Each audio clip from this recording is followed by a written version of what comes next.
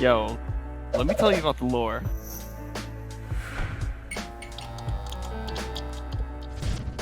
Hello and welcome back to Season 1, Episode 6 of Super Lore Boys, your go-to podcast for Super Turbo. I am the shill boy, Rizwan, and joining me this time from Toronto, Canada, we have FGC Atari, aka Shenron, aka the Rich Tallman. How's it going? I'm doing well. How about you? I'm doing good. Sorry, it took a while for us to get to this point, but we're finally here, going up north, closer to home, but happy to have you on, man. How's it going? How's life treating you these days? Yeah, doing okay. It's obviously with all the COVID stuff, things could be better, but we're hanging in there. Yeah, I mean, actually, the last time I got on a plane, I think was when I went to Canada and hung out with you. That's the last time I've traveled. Oh, wow. Sounds pretty crazy, yeah. So the last time I played real, offline Street Fighter, last time going on a plane, last time leaving the state even, was, what was that, January or February, I think? It was. Yeah, I think it was. It was something around there. And actually, yeah, that's the last time for me as well. So there you go. Yeah, it's crazy how much time passed, but hopefully you and your family are doing well. Yep. So thanks for taking the time to jump on this podcast.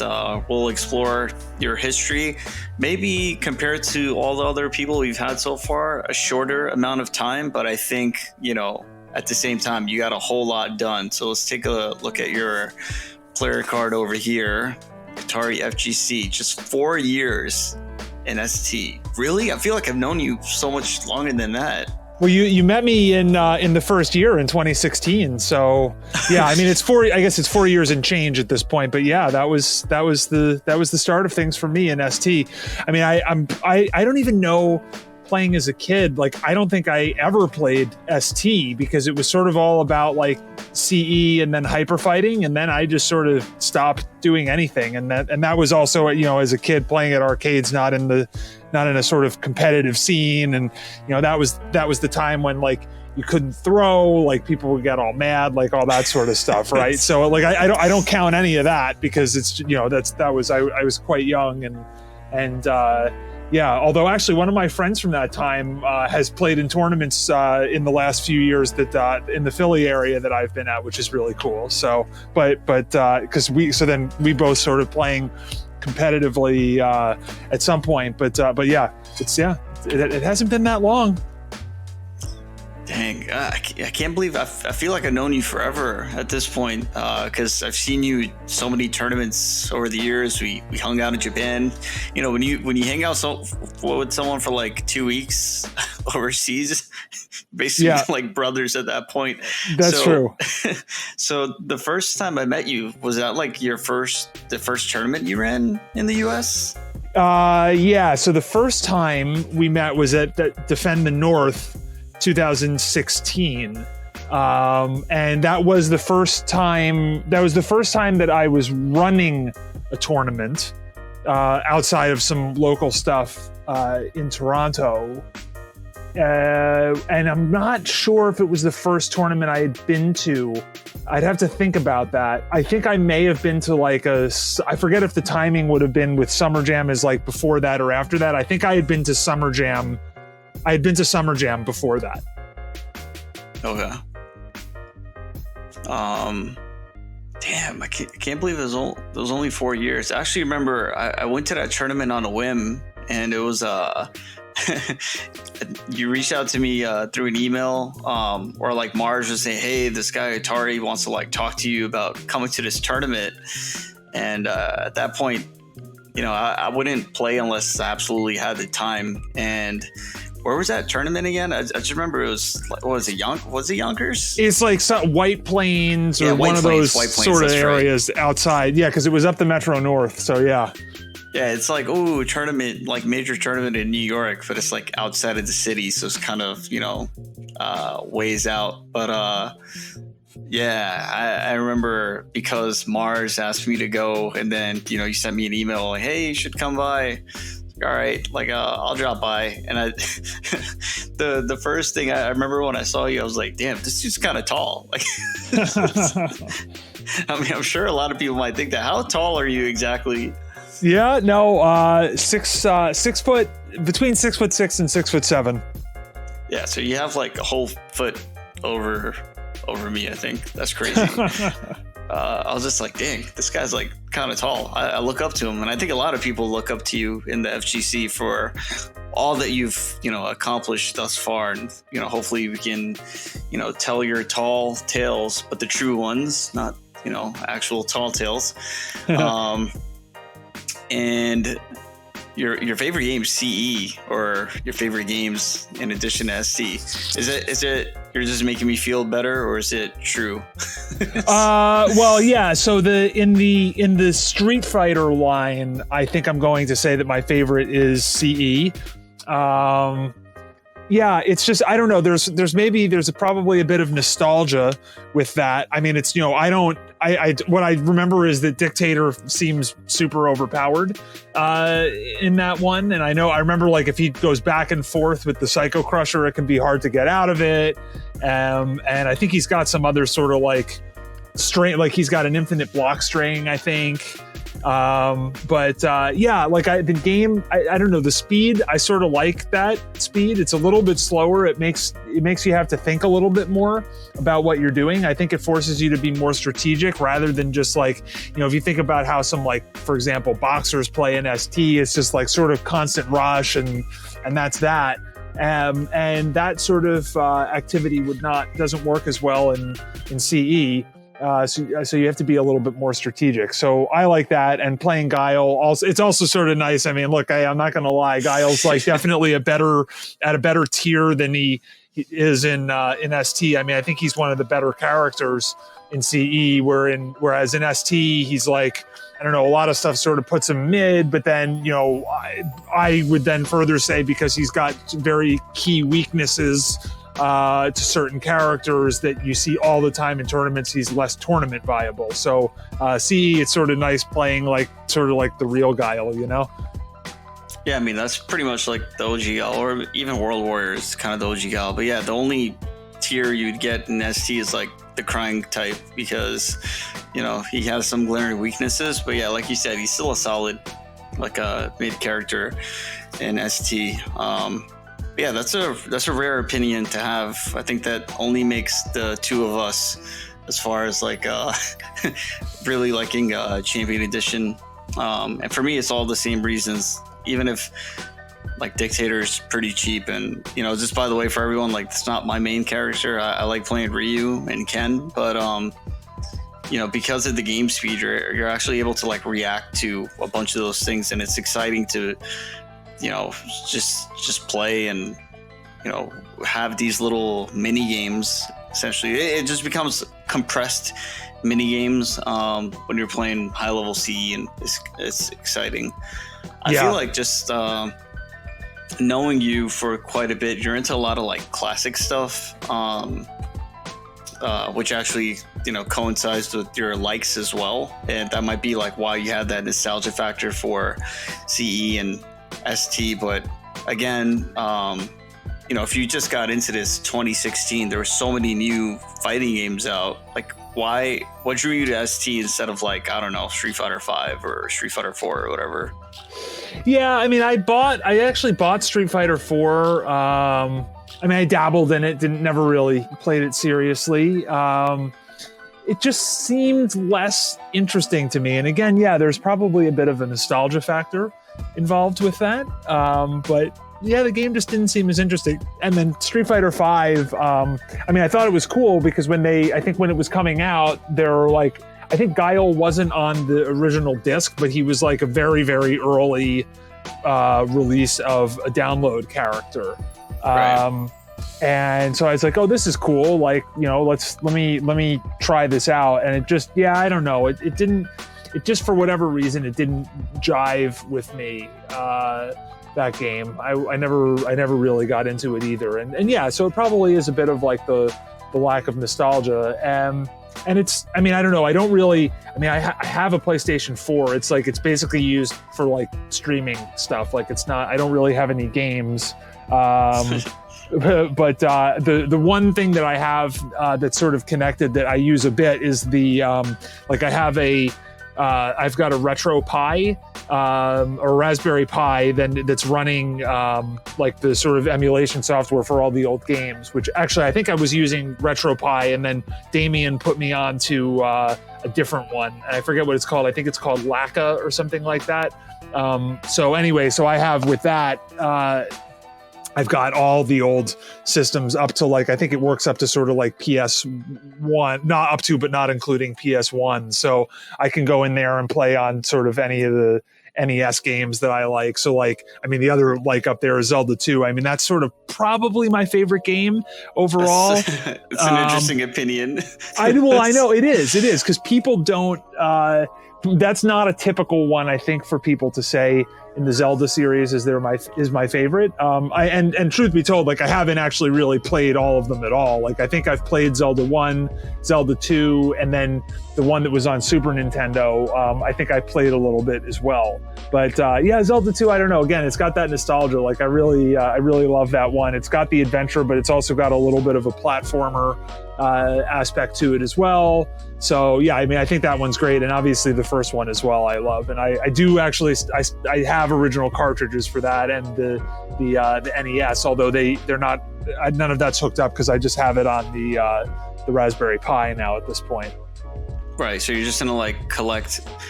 You're doing it the legit way. You'll only have the ROM if you own the actual stuff. Well, yeah, you're doing it sort the legal of. way. Well, there I might have a little bit more in there thanks to Damien, but yes, we'll go with that. Yeah. And then since we already touched on like your likes, so music of many different categories, but pretty much all in the retro / classical metal, synthwave, classical, old hip hop. Do you have like a favorite hip hop group or rapper? Yeah, it's a good question. I mean, I historically I would say like Notorious B.I.G., but I almost at this point like this is, and people might be like, oh wow, like you can't flip flop between those two, but like I almost feel like Tupac might be at this point.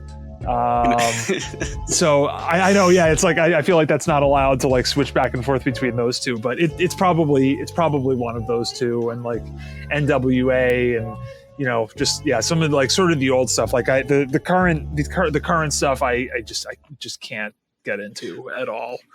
Yeah, even for me, like I listen to same artists like Tupac, Biggie, NWA. Like I grew up on that stuff. It's pretty sick, but maybe you can get away with it because I think you kind of also have like a dual citizenship between US, Canada. So East Coast, West Coast, you can kind of do it. You can have both Biggie and Tupac. You're not originally from Canada, right? Or yeah, that's right. So I'm originally, and I grew up in the New York area, in one of the suburbs in New Jersey. So I'm from Chatham Township, New Jersey, and I was sort of based around there until I moved to Toronto in 2008, which was with work. So yeah, prior to that, I was always just sort of Northeast. So I went to school up there in the Northeast as well. So yeah, I'm definitely from there, which is why probably how I identify with the New York ST players, because I am originally from there, or that area. I guess the best SC players that the country's ever produced, they all came from New York. Just saying. Nah. And then for baseball, Yankees. Yeah, I think in my era, like late 90s, early 2000s, it was pretty much Yankees just winning everything. Like that's right. From as early as I can remember, it was always the Yankees. And then in 2000, we had the Subway Series. And Yankees won against the Mets. Right. They ended up winning the World Series as well. And then I think their downfall was when they lost to the Diamondbacks. and after that, I kind of just didn't really watch much baseball. Yeah, I was probably the similar way. I mean, I started probably, like, I remember back like a little bit earlier. Like I do remember the Yankees not being good. They were actually quite bad from what I remember. And I think it was like other teams, like the Blue Jays won the World Series, in the early 90s. And then the Yankees started to turn things around, like in the strike year in 94, like they were doing really well. But then, of course, like the World Series got canceled. And then, yeah, you're right. After that, like, I mean, I was sort of busy with other stuff. I sort of fell out of really following baseball. And it's also like, to me, it's much more interesting when you're like building up like players from your system and whatnot and promoting them, and then they do well. And that's what the Yankees, from the late 90s, like that's actually what they did. They promoted players up and stuff. And then when they get into the mode of just sort of working with like free agents and stuff, it just becomes much, much less interesting. And then of course, coinciding with that, the team was still winning in the regular season, but they weren't winning championships, and it was just much less interesting. So yeah, I fell away from it a bit. Until the last few years, and maybe we'll get into it later, but sort of one of the things that sort of brought me back was going to see baseball when I was visiting Japan. Oh, that's right. Yeah, things will come full circle. Damn, that's. Thank God we have this info on your player card. It's really going to tell the story. And then hockey. All right, well, I wasn't really much into hockey, but one thing I remember in New York, or like the times growing up as a kid, I thought, why does every sport have two New York teams? That's cheating. Right? I don't know if you ever thought that, but I mean, it's the big market, and so yeah, you sort of get it makes sense to have more than one team. I mean, baseball, there was a time when there were 3 New York baseball teams, 2 in the NL, which was the Giants and the Dodgers, both of which have since moved to California, and the Yankees in the AL. And then after those other teams moved to California, then they got the replacement, which was the Mets, and they stole the Giants logo. But yeah, it's just the New York market can support it. And actually, even in hockey, if you include the Devils, like there are 3 teams over there as well, right, New Jersey for hockey. Devils. I feel like the Islanders, man, like I don't know, I don't remember exactly how I ended up sort of choosing the Islanders, but boy, was that a bad choice. I mean, there was probably part of it. They never won anything. No, well, so that's the thing. I mean, I think probably part of it, because I have this like of old stuff. The Islanders, there was a time that the Islanders were the best team, absolutely dominated the league. The Islanders won 4 championships in a row in the early 80s. So it's like, I mean, nothing that I saw, but I've always had an appreciation for that. And I would say it's the last true dynasty, because they won 4 in a row. Some people say the Edmonton Oilers, they won 5 but they had a break. They only ever won 2 in a row. The Islanders still hold the record for the number of consecutive playoff series won at 19, and it would have been 20. They lost to the Oilers in the finals in '84. They swept them the year before, and then the Islanders lost in the next year. So yeah, that's probably part of it, is like the like of old stuff. But yeah, they certainly, this year they actually did really well. They almost made it to the Stanley Cup Finals, but broadly, the franchise hasn't seen the success that they saw in the early '80s. See, if Biff were here, you'd be the almanac, and he would just like make all this money off of everything you just said. Back to the Future stuff. That's right. That's right. You're a real sports buff. Shit. Yeah. I mean, that's cool. Yeah. It definitely shows your character, because you're into all very like classic. Like you have a distinct style as a person, and then. Also, you have an appreciation for vintage/old cars. Are we talking about Buicks, or like what's your holy grail, man? So I have, actually, I don't know if you saw it. You may have only seen photos of it, but I have a 1973 Lincoln Continental in triple black. So it's black leather interior and then black outside and top, which I love. So that was sort of, I was looking for one of those for 7 or 8 years to find one that was like original and that was black. And then I finally found one a couple years ago. They're not like super expensive cars by way of like, if you think like, if you think, oh, classic car, like it's got to be really expensive.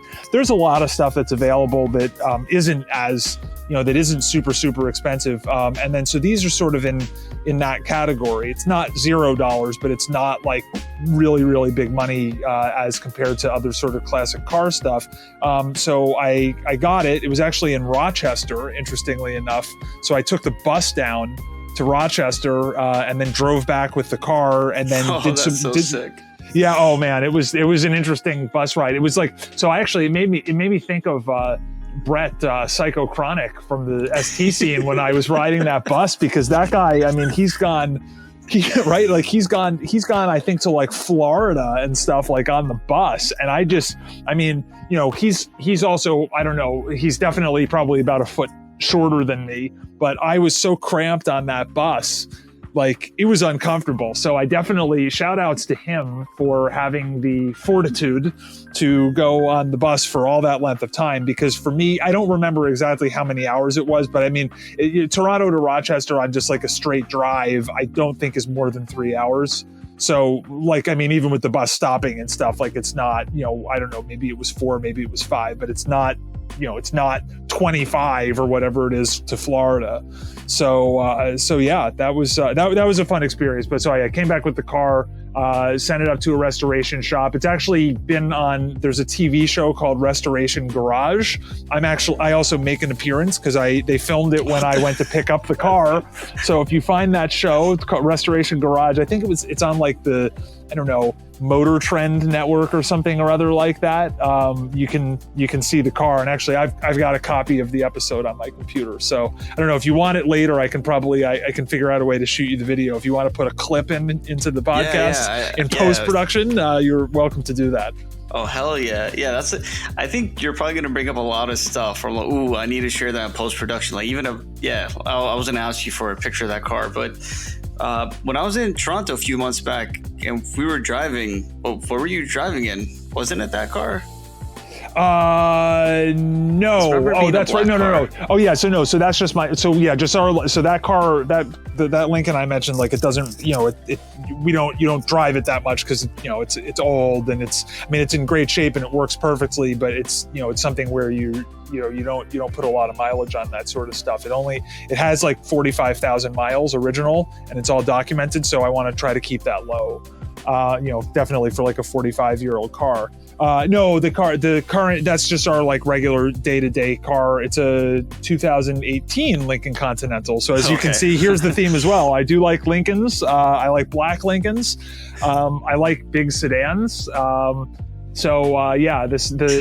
current one is sort of considered a land yacht by today's standards. The old one is a land yacht by any standards. So I like those cars, like a nice sort of big luxury car. It had the right, we looked at other stuff. We looked at some other brands, Audi, Cadillac, like other, I would never, a BMW and Mercedes just were never under a consideration for us. I just can't, I don't know, BMWs to me look outdated as soon as they come out. So, it's just the current Lincoln Continental, which we're quite happy with. I mean, I got it. Basically, the car that you drove me in recently, that Lincoln Continental was ST, and then that Grail Lincoln Continental you have is CE. Yes, exactly. Right? Yeah, that's exactly right. Yeah. Honestly, you can compare, you can draw parallels in so many different ways with just CE, ST, and if you want to talk about something a little less, then you can mention Hyper Fighting. Hyper Fighting is the most balanced Street Fighter, though. I will say that it's definitely balanced. But this is the thing. I mean, it's good to have some semblance of balance, but don't forget, if you want a perfectly balanced game, then play Street Fighter 1, right? Like that game is perfectly balanced. You've got 2 characters and they're exactly the same. And how fun is that? Right? So you don't want, for all the talk that people want balance, like you don't want too much balance, right? There's a line. with that. So yeah, but yeah, no, absolutely. I mean, maybe hyper fighting is technically more balanced. I don't know. It's just much less interesting in my mind. Dang. Yo, appreciate the honesty though, but shout outs to all my hyper fighting people anyway. And moving on to your dislikes, lack of accountability and incompetence. So specific.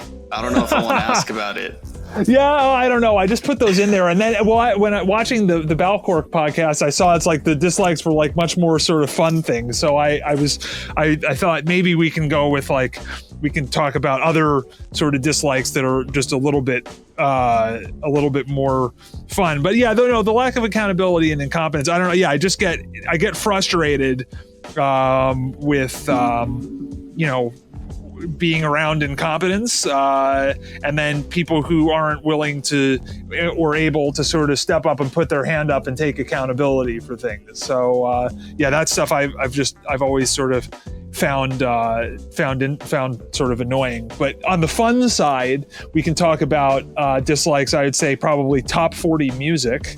That's just something that I find irritating. I mean, there's this trend where you've got like 12 people with like songwriting credits nowadays. It's like, it's just completely ridiculous. It's like writing by committee. I find that to be distasteful. And I'll say another one is like people wearing pants, because I guess we'll probably talk about like sort of style at some point as well. Like people wearing pants that are too short is like a suit. Like, and if you walk around, I mean, not right now because of COVID, but like if you walk around in downtown Toronto, like the business center, and you see people like the pants are tight and they're like, they don't go down to the shoe, and there's all this space where like you see socks, and usually they'll wear some like weird socks or whatever to show their individuality. I just don't like it. Just like get pants that fit, you know? You know what? I'm going to have to edit this player card to just show all of that. Yeah. Well, those are sort of my revised ones. I felt like the lack of accountability and incompetence ones are a little heavy. So the light ones is the top 40, and the pants that are too short. All right, that's just hilarious. Yeah, we'll definitely have to do like a ST fashion tier list today. Oh, we'll yeah. Decide like who's got in, who's not it. I guess I know who's at the bottom, and he's going to be upset when I put him at the bottom. So and I love it. I'm going to do it anyway when we get to that point. Yeah. At some point, yeah, we'll definitely go through that tier list. But yeah, man, dang, I think I'm so glad that we actually talked about this, because it puts other things in perspective for me now too. You're like, because you got into this game, you also own a cab. You learned about like PVMs and, boards and like all this like crazy technical stuff, streaming. You only picked all these things up because of ST, right? 100% right. Yeah. Because I remember like talking to you about it, and I'm not good at this. I mean, I hardly even know how to use email. Like, let's just be real. But I remember you talking about this stuff once. I'm like, dude, how do you know so much? Like, I thought, you're just like an electrical engineer or something. You're like, no, I just like looked it up. I went online, I read forums. Like, you put in the work to get like the highest quality, content for your stream and, for the tournaments. And I think that was big for ST in the last couple of years, that, we can have that kind of quality with multiple boards, head-to-head cab and, super guns on the best PVMs, Japanese boards. I know it took a little bit of time before we could get to that point, but yeah, like what was your storyline for that? How did you decide I need PVMs and I need boards and I need this and I need that? Yeah, so it's just sort of grew is the best way that I could describe it. It started off with I'm a very, very early owner of the Darksoft kit. So that's the CPS2 multi-kit, which for those that aren't necessarily familiar, it's a CPS2 arcade board with an add-on that lets you populate the ROMs of any of the games on the CPS2, but it all plays through original hardware. So it's not an emulation. It's literally just a proper run of the game. And I found out, actually, shout outs to Crossed for telling me about that one, because I had spoken with him at one of the Big E tournaments down in the Philly area.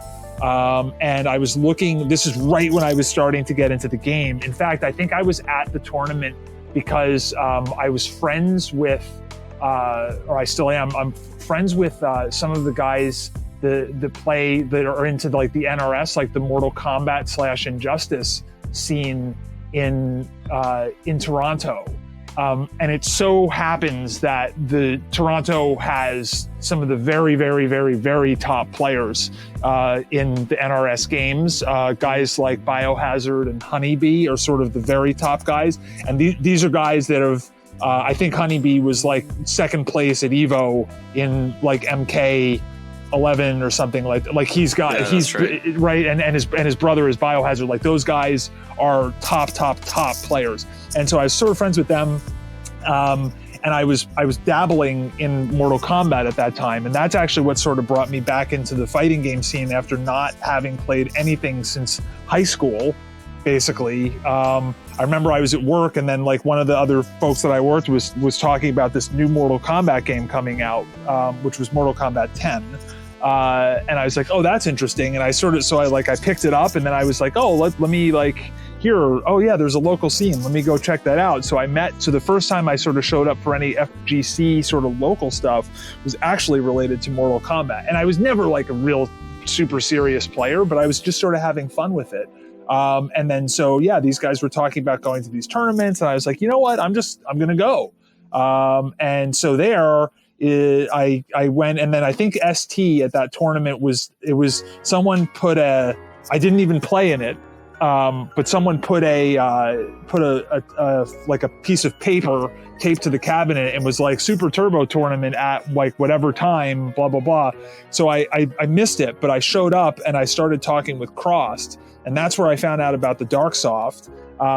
And then I think at one point right around then, someone had brought ST to a local, like just like a weekly or something like that I was at, or a monthly in the local scene. And so I had played it, and I was like, you know what, I want to get into this. But the problem was finding the boards. It was really hard because I was like, oh, I don't want to do this with like people were telling me, oh, you can't like play the ports, like you got to play the real version. So I was like, all right. And then Cross tells me about this Darksoft. I was like, all right, I'm going to get that. So I got that. I researched what else I need, which is the super gun stuff. So I picked up Jason's Customs, was still making super guns at that point. So that was my original setup. Is you've seen that, because that's the one in my basement. The Jason's Customs super gun, and that with like the Darksoft board was how I got my first ST setup.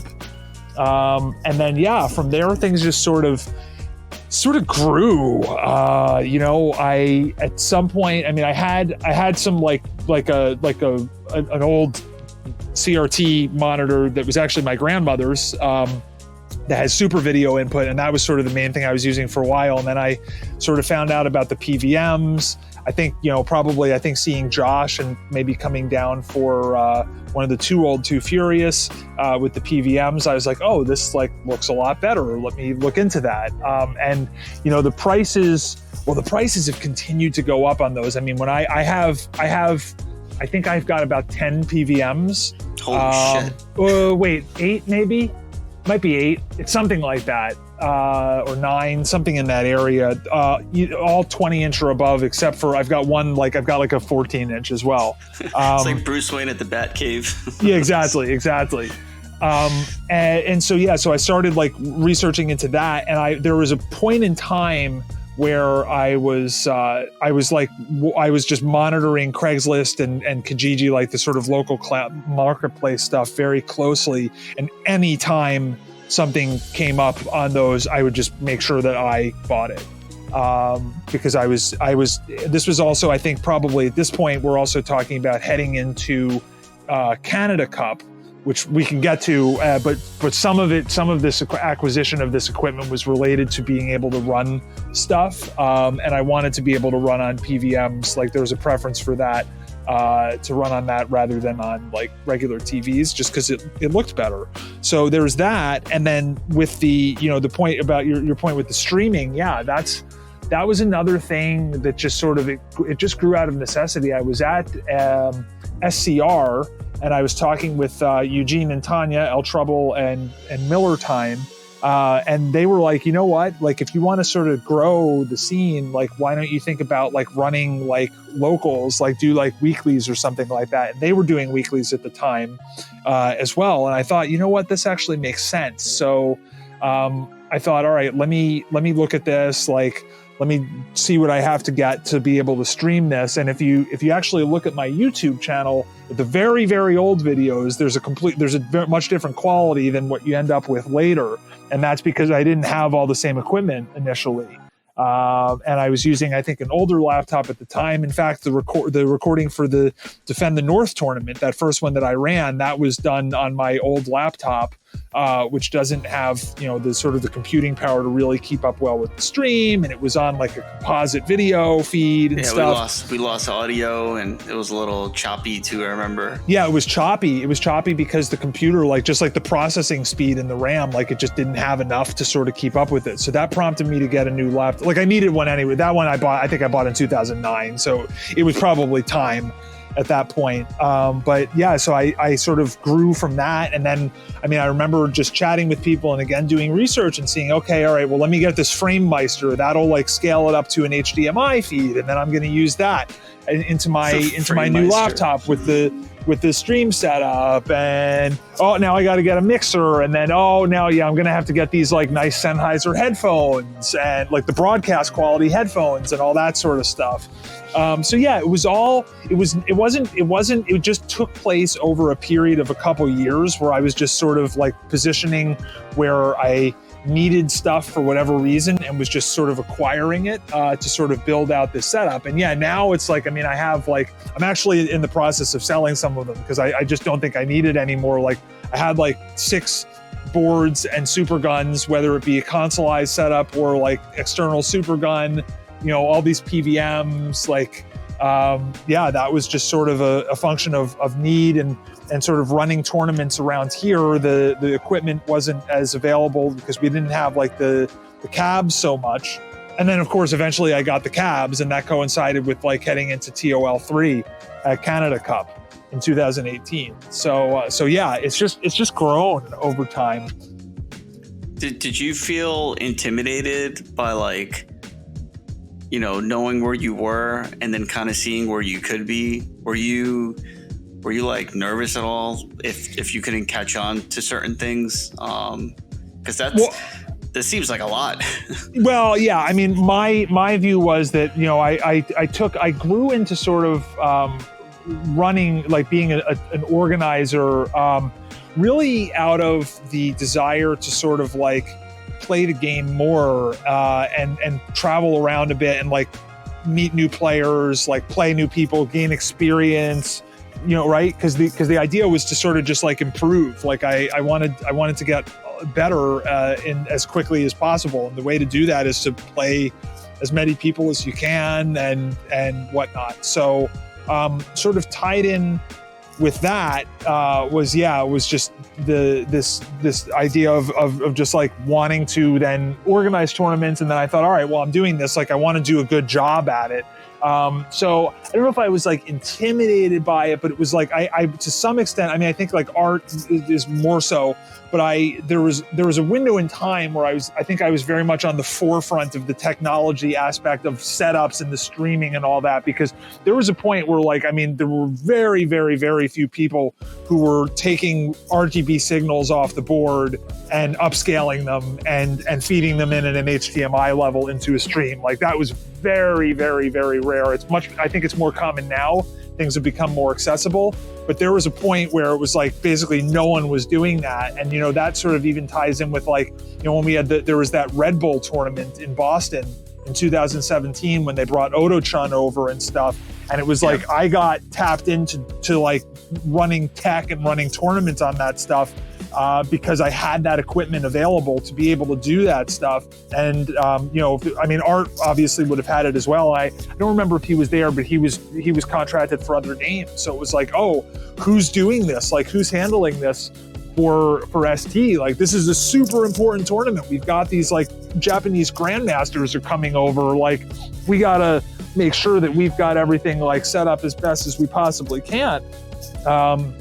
So I sort of did that, and that was still at the point of being at the forefront. Now other guys have sort of gotten involved and are doing the upscaling and whatnot. But I was happy to sort of be an early adopter on that, and hopefully, you know, some of the stuff I did, other people saw it and encouraged them to get involved and build up their setups as well. Because I think there are a lot of sort of high quality ST arcade streams that are available now. I know like Will English is doing that in the Midwest, and there's other guys, Data FGC down in the Southeast as well. Like, so there's other guys that can do it now. Yeah, I think basically at this point there shouldn't be an excuse for like quality of things, because like you said, it's more accessible. And you know, you did it the old school way. You pretty much like cross-planted the seed, and then, you know, Miller Time and El Trouble, you know, let that seed blossom a little bit, and you know, you got to this point, you're like, I want to be able to stream the highest quality, you know, ST, and pretty much just going to every tournament. I felt like I was seeing you every 2-3 months at Too Old. Oh, what's up? Yeah. What's up? What's up, Babona? Yeah. How's it going? Yeah, no, for sure. And that's, you know, absolutely. And I tried to go to a lot of tournaments, and if there wasn't necessarily ST at a tournament, and there were some times where I would reach out to the tournament director and be like, hey, what do you think about running ST? Let's do it. So yeah, that's sort of how my sort of TOing stuff sort of evolved. But yeah, I mean, a lot of, you know, the sort of the reason behind that was wanting to just go out and meet players and play people and get better. Cause I had just started playing. So, you know, I had a lot of room to improve. I wasn't that good. I mean, people still might say that, but the truth is that I've done, for the amount of time that I've been playing, I've had some pretty good results. Yeah, we'll definitely watch some of those battles later on. When would you say, or which tournament would you say was your biggest as an organizer? You know, not like the tournament where I met you, where it's kind of like your first time doing one, but like your first big major where you were in charge of, you know, making the best tournament.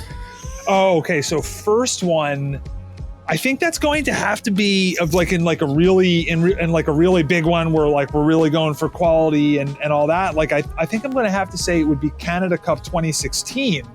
So that's late. Canada Cup is at the end of October. It's right around Halloween. So that was in my first year of playing and quite early in my time as a tournament organizer. But that one was like, I think now looking back on that was like, what a really, really great tournament that one was. And Riz, I always credit you when talking about that one, because you're the one who sort of planted the seeds with like getting Matsun over for that, and then from Matsun, then Kusamundo came and Shogatsu came, and it was, I remember you texting me, and you were like, "Yo, I've got I'm basically something to the tune of like, I'm chatting with Matsun, like he might want to come for Canada Cup, like because I was talking about wanting to get players over visiting for that."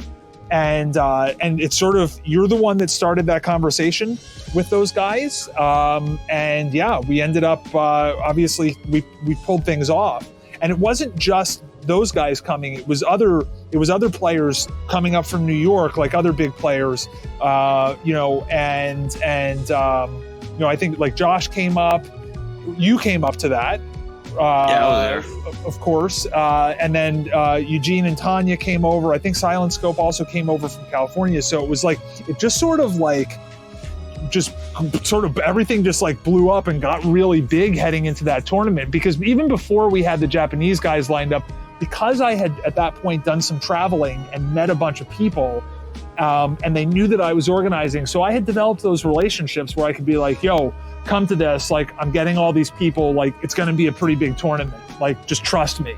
And we had that relationship developed at that point. And so people were like, yeah, okay, I know this guy, like he seems to be okay, like yeah, all right, I'm going to come up for this. And so all of that, like if I hadn't gone to that DTN, that whole Canada Cup stuff, I don't think would have would have developed, because if I wouldn't have met you in person, and like you wouldn't have sort of put out the idea of with Matsun and chatting with him and stuff. So yeah, like big credit to you for sort of being the, ultimately the catalyst for that stuff happening. Dang, I didn't even realize that. If that's true, then oh shit. Well, yeah. Well, you're the one that sort of set up the conversations with Matsun. So, look, I mean, there would have been I think a lot of the New York guys that came up probably would have still, like, you probably still would have come up, and Josh would have probably still come up if it was like, yeah, we're also getting these players over from California and Midwest and stuff. Cause like, I think Immortal came up to that one, and if I may not be remembering correctly. I'm pretty sure he did. But right. And then, and getting Damn Die up there and stuff, like, yeah, so I think it still would have been a great tournament, but obviously having the Japanese guys there was like a big draw for it. And there were some super hype moments in the tournament as well, of course. That one's, I don't know if we'll talk about this stuff later, or if now do you want to talk about that stuff later? Yeah, let's do it. Yeah, let's do it. We spur of the moment. Yeah. So right. So, I mean, that Canada Cup 2016 was the one it was Kusamundo versus Matsun in the grand final. So I think Kusamundo had a really hype defeat of Damn Die in that, which is obviously like an uphill matchup for a Honda player. And then Kusamundo reset Matsun in the grand finals there. And then brought it down to like very much right at the end to the final round in that Honda versus Ken matchup, which is super difficult for Honda. And it was so hype. And there were just a lot of hype moments in that tournament. So that sort of like, I think put us on the map. That I think it probably helped put me on the map as an international tournament organizer. And from there, I was able to continue building. But that definitely started with sort of going down for DTN and seeing you and Mars Gotti and Tech Monkey and Duran at that tournament and just sort of building from that. Yeah, I remember immediately after that Canada Cup, like everyone basically said, "This is the Super Bowl of ST." You remember that? Yeah, I do, yeah. And I was very flattered by that, and but I was also appreciative. Like I wanted it to be the Super Bowl of ST, and it has been. I mean, effectively. I mean, well, last year nothing happened, and this year nothing's happening because. But it's sort of culminating in that TOL3. Yeah, there were for 3 years. I would say for sure that was the, if not necessarily in number of entrants, it was always very, very high up. There was probably a year or two where there were not necessarily as many entrants as maybe other tournaments, but in terms of the overall depth and quality of player that were there, absolutely. Super Bowl of ST, and I was very happy that was the case, and very proud of that. So yeah, like it grew. Like the 2017 one, we had more players coming to visit, and then obviously we did TOL3 in 2018. So which was super deep, both in like the last chance qualifiers and in the obviously just the 32 for the TOL. Yeah, TOL3, man. Unfortunately, I couldn't go to that one, even though I was already like booked and everything. Just like life stuff came up, couldn't attend that one. But man, like you had Komoda, Murasaki, Matsun, Makiri, Orf, like holy shit, Mars was in Canada. Mars had a passport, like Mars. Yeah, that was a thing with I told Marcus when he walked in and I saw him, like I gave him a hug. I was like, thank you so much for coming up to this. Like it meant so much to me that Mars came up. It meant a lot to me that we had all those Japanese players and all these other visiting players and whatnot, but Mars in particular really meant so much to me, being friends with him for, at that point, a few years, and, with him also sort of helping mentor me in my play as a Guile and whatnot. And then, his such a high level of play like it for Guile, like it meant a lot, and it was a lot because he didn't have a passport and he had to go through that whole process to get it and all this stuff. So yeah, that one actually probably almost maybe more than anyone else being at that one, Mars meant a lot to me. Yeah, shout outs to Mars, man. Hope we can get him back in the scene as a player. I mean, he's definitely hanging around. We talk. I'm pretty sure you talk to him. Yes. Occasionally as well. Yeah. Absolutely. He's an amazing dude. Absolutely. Yeah, TOL3 is wow. Like even the team tournament. Sorry, I got to make a comment on this. So, what happened was Murasaki. He hit me up and was like, yo, I want to play on your team. And I said, well, yeah, it's fine. But Ultra Combo also asked me, so why don't we make that 3-man team? It'll just be Team Thailand, like 2 Bipsons and an Ultigot, right? And he said, oh, cool. But, I actually, like, kind of last minute, I remember I texted you about it. You're like, what? You can't make it? I'm like, yeah, sorry. I just can't do it. So Seb is like, what am I going to do? And I'm like, I don't know. I guess you're just going to have to get to the tournament and find someone. And he basically just, like, saw Valle there, was like, yo, you want to team up? He's like, all right. Yep.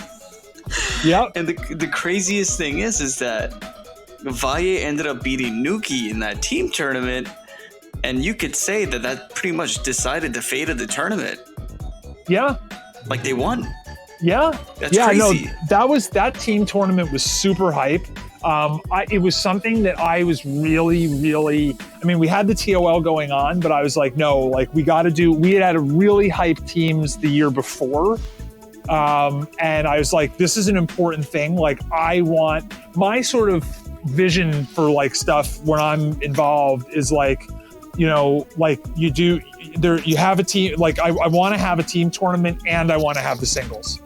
And which of those is sort of the main event? I mean, well, in this case it was TOL3. So obviously the singles is going to have that, but otherwise, like, I don't know, like it could be either. You could to some extent make an argument that the team tournament, in 2017 was maybe more of a main thing than the singles. I don't know, but I like people to at least think about that and say, hey, this team tournament is meaningful, it's important, and it's fun.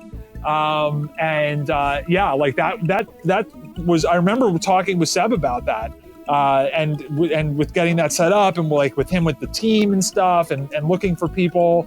So that was amazing. Like that had I think you're right with Valle beating Nuki. I mean, it definitely helped decide everything there. And then I think wasn't there a point where like Valle and Seb didn't have to sit down because Murasaki took out everyone? Well, that was the grand finals. So that was the grand final. Yeah, and it was perfect because the team in the finals was Damdai.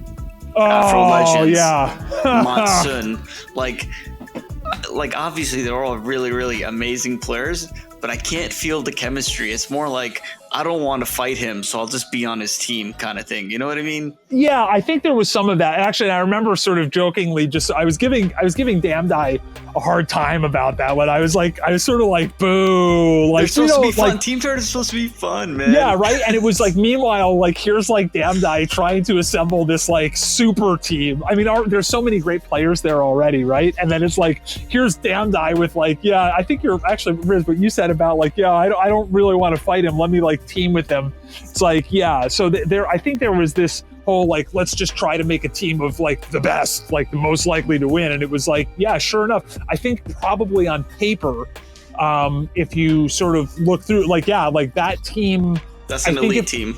Yeah, that was a super elite team. And I think there would have, if there were betting lines on that stuff, I think they probably would have been it might have been very close, but they probably on paper would have been the favorites to win that tournament. So I do remember, I'm pretty sure I do remember making them the number 1 seed, if nothing else, if that says anything. So, yeah, like, so I remember saying to Damdai, I was sort of like, boo, like, come on, man, like, do a different team than this. Like, what are you trying to do here? And then meanwhile, so yeah, I they're going to be like, I was happy that sort of the outcome of the tournament ended up being like really hype, and we got maybe a slightly unexpected result. It was it just sort of made it more hype, and it was really, really great team tournament. Yeah, I mean, for Valle's team to win it, that's like an amazing result. I mean, you have like old school Valle, new school Seb, and then like the Japanese dictator player. It's an interesting team composition, but they have more chemistry than like, ooh, I just want to win, so let me team with like the strongest players. That's what makes team tournaments hype. Yeah, no, and that's, I mean, it's funny, right? Like in Japan too, like having been there, I mean, I've teamed with like absolute top players in Japan, and it's like, look, I mean, who's kidding? Like, I'm not at that level, but they wanted to team with me, and I thought that was really cool, and that's a different mentality I think that they have with this stuff than some of the US players, and like, you know, the Damdai Afro / Matsun team, like that's the other end of the spectrum on that stuff. So yeah, and that's fun too with team tournaments. You can have different motivations and different reasons for teams being put together. Like in my case, I know, like I really David Spence, who's like OG Dawson player, who he did a lot of traveling, you know, a while back. And so he knows a lot of people in the US, and he was living down there for a while, but so he's based in Ontario, and I was like, I want to team with him. Like, I thought it'd be really cool. And then I teamed with like Psycho Chronic as well, like sort of OG. So, you know, me as a relatively new to the scene, and then teaming with these like OG guys, I thought it was really cool and really fun to do it that way. Yeah, I mean, because you want to be able to produce the storylines. That's why it was actually Canada Cup 2016. So just so everyone knows, like that team tournament was basically formed maybe 1 or 2 weeks before Canada Cup. At this point, everyone was already registered for singles, and I remember pressing you about this. By the way, I don't know if you remember, but I was like, "Bro, like we need to do a team tournament." What? And I said, that's the 17 one, was that, or 16? Because 16 I think was East West. Hold on. I'm pretty sure it was 17. No, yeah. My bad. Yeah, you're right. Yeah, 2017. So I remember I was like, bro, like you need to do a team tournament. That's right. Like, you're like, why? And I said, because, you know, we don't have anything like that outside of Japan. I mean, granted, like in Europe they do it, but like American players don't normally participate in teams, and it'll be exciting. And I don't know how you did it, but you ended up getting Daigo on a, you know, to participate in the team tournament as well. And, you know, Kusumoto got a double perfect. Like, oh, man, the storylines are crazy. Like, yeah, that's what's so special about being like an organizer, you know, being in your position, that you basically allowed for those hype matches to happen. And the other cool thing about that tournament was that it was on, well, what do you call that board again? The, shoot, you mentioned it before, but it was a board that allowed us to have the stages on random select. Oh yeah, right. So yeah, for that, and we didn't do this for the singles. Right. I think actually you were one of the people that convinced me not to do it for singles. But yes, for the teams, we ran the Darksoft for that, and we ran it on like the random stage ROM. So yeah, so basically it puts different stages, and I thought that was fun for the teams. You convinced me to not run it for singles because there's some amount of like gamesmanship and like trying to get the stage you want and whatnot. It's sort of part of the tournament for singles, but for the teams it's like a different setting. You're just sort of like sitting down with the team, and that's that. So yeah. We ran that for the teams, the random stage, which was fun. Yeah, and I think that was a really fun tournament, like the team tournament. I might have enjoyed that more than the actual like singles tournament for myself, and you know what I was able to do. And also for the viewers, we had a lot of people watching, and that was what was it? I don't remember what time you were in that, but it was like day one of Canada Cup. Yeah, it was Friday. It was Friday night, and yeah, that was where I think, if I remember, like there were the viewership that we had on that was on the broadcast. It was like really, really, really high as well, and so like the whole thing. And there were so many hype moments in that tournament.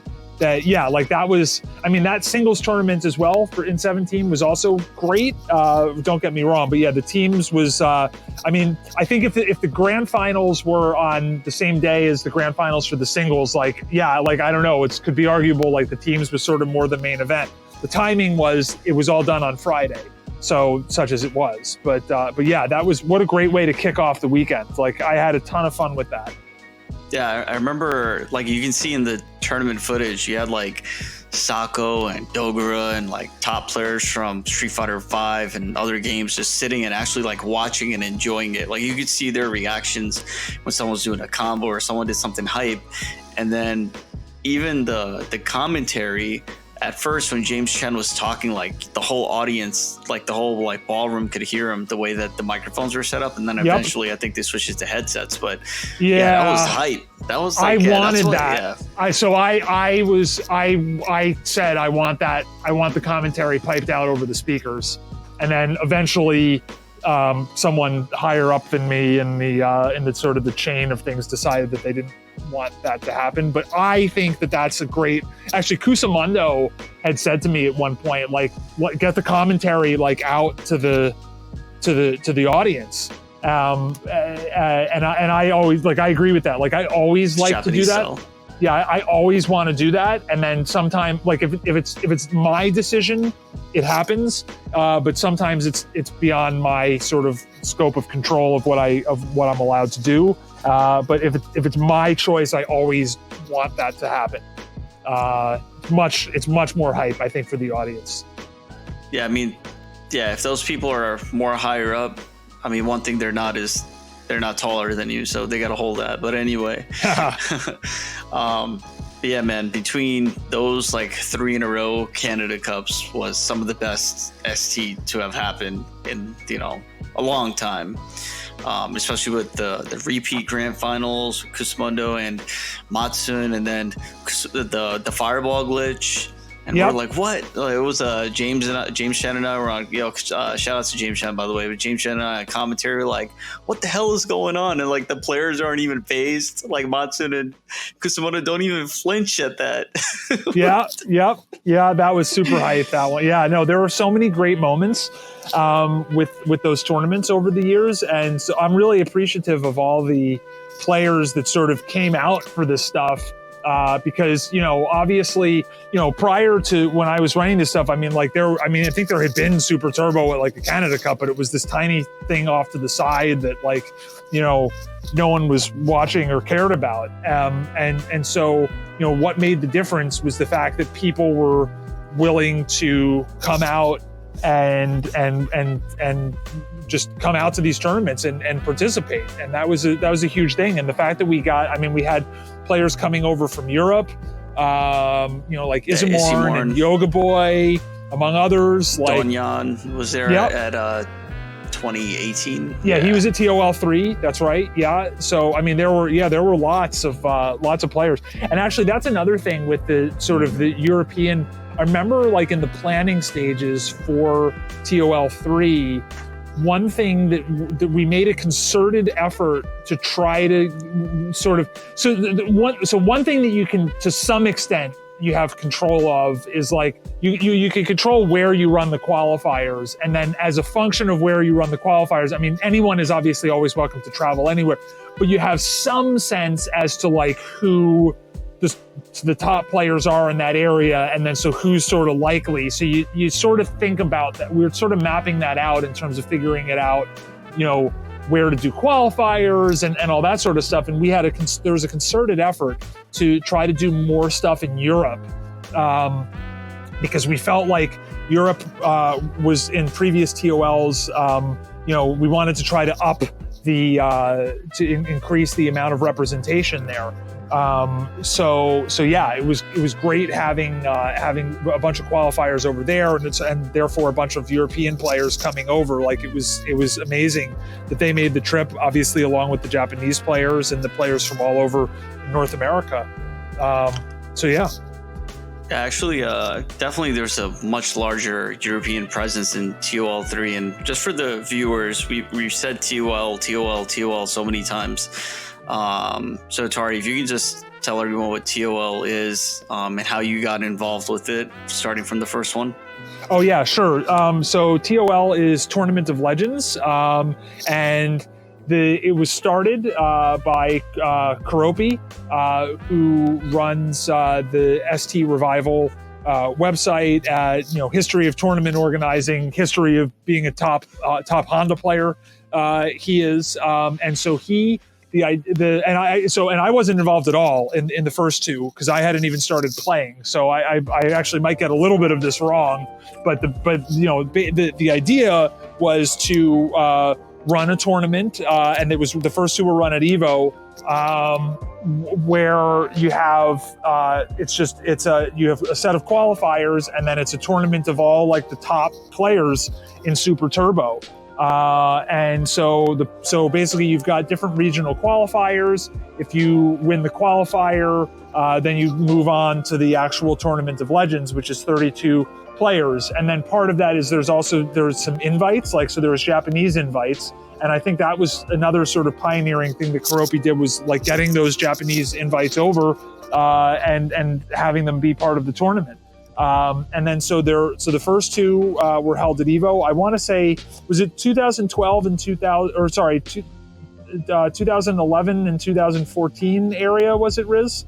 Was it 2011? Yeah. Or it might have been 2012 and 2014. Maybe, yeah. That sounds. I think more, those are the years. It's a blur to me. Actually, yeah. And then in the middle of the two at Evo was ST Games. Yeah, July 6th to July 7th, 2012. I have the poster right in front of my face. Yeah. That was the first one. There you go. So that was the idea, and to make this sort of like the biggest ST tournaments with like as many sort of all the top names that you can get to participate in this format.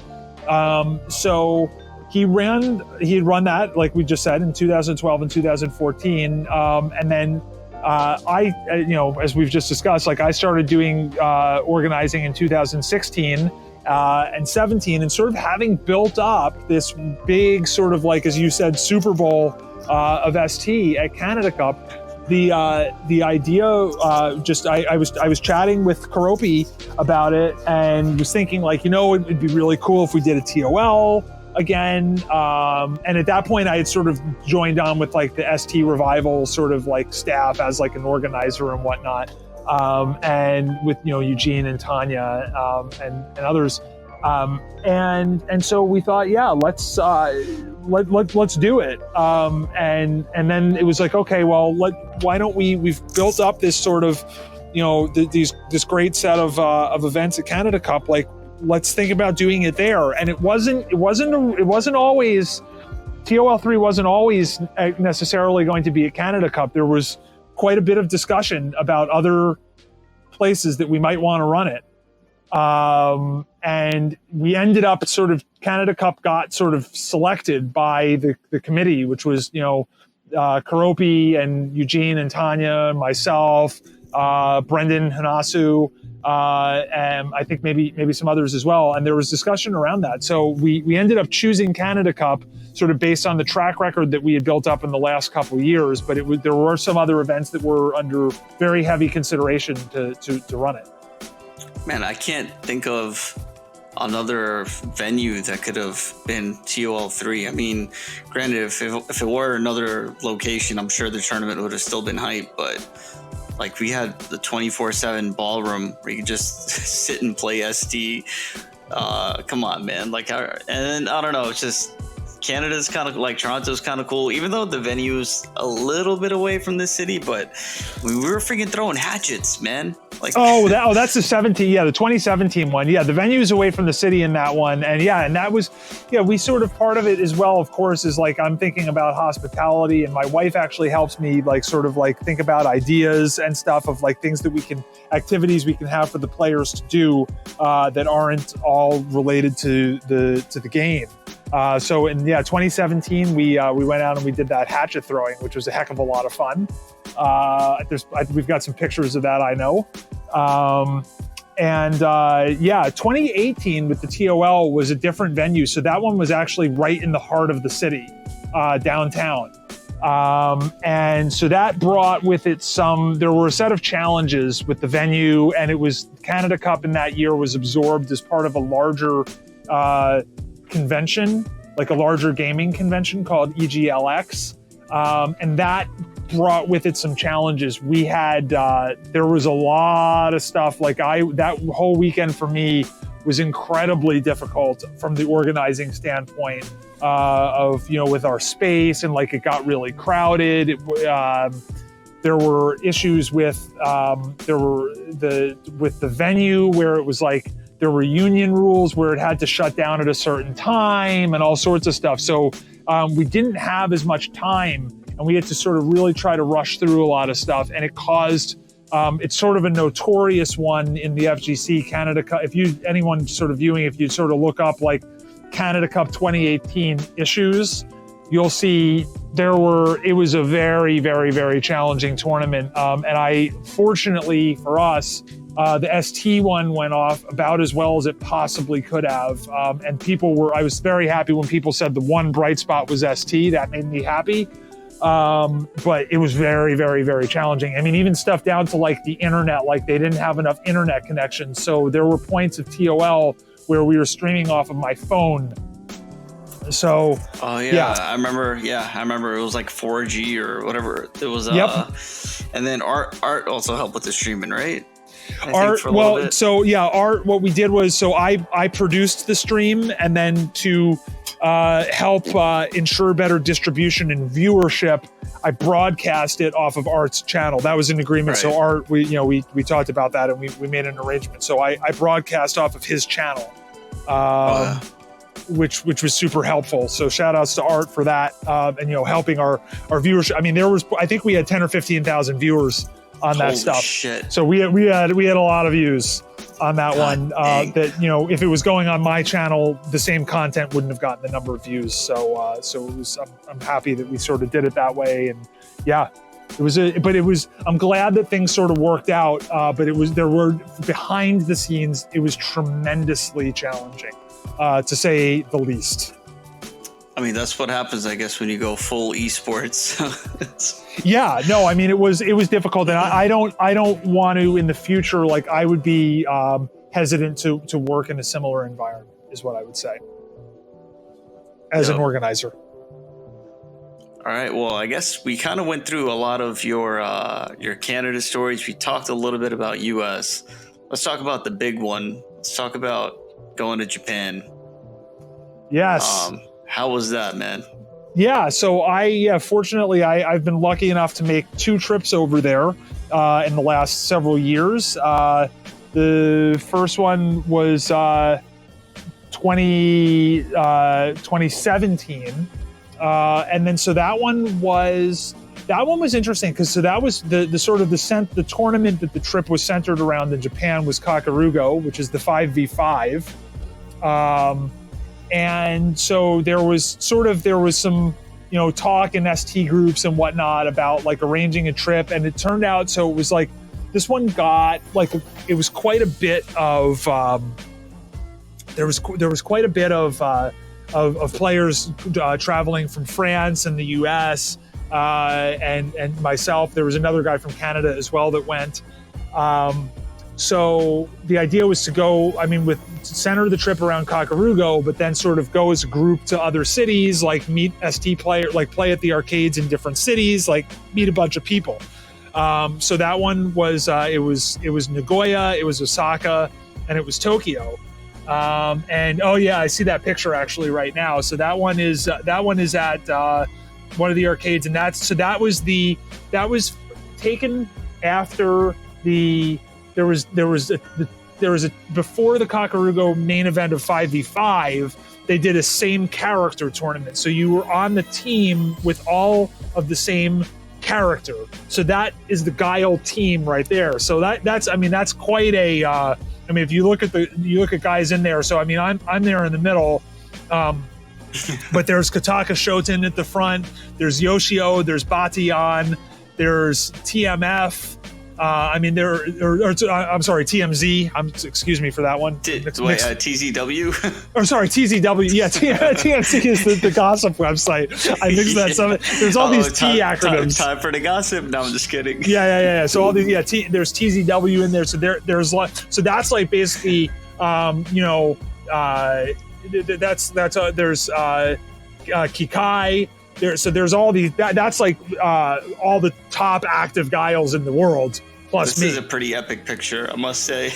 Yeah, that was funny, and I was like, it was so funny because I was trying to get a photo organized out there, and I said to Matsun, and Matsun basically he dropped everything and just immediately went into this mode where he was just boom, boom, boom, boom, boom, ordering these guys get out there and get that photo done. And Matsun was doing that. He was so helpful, and everyone listened to Matsun, and they all went out there to take that photo. So actually, that's the photo on my Twitter.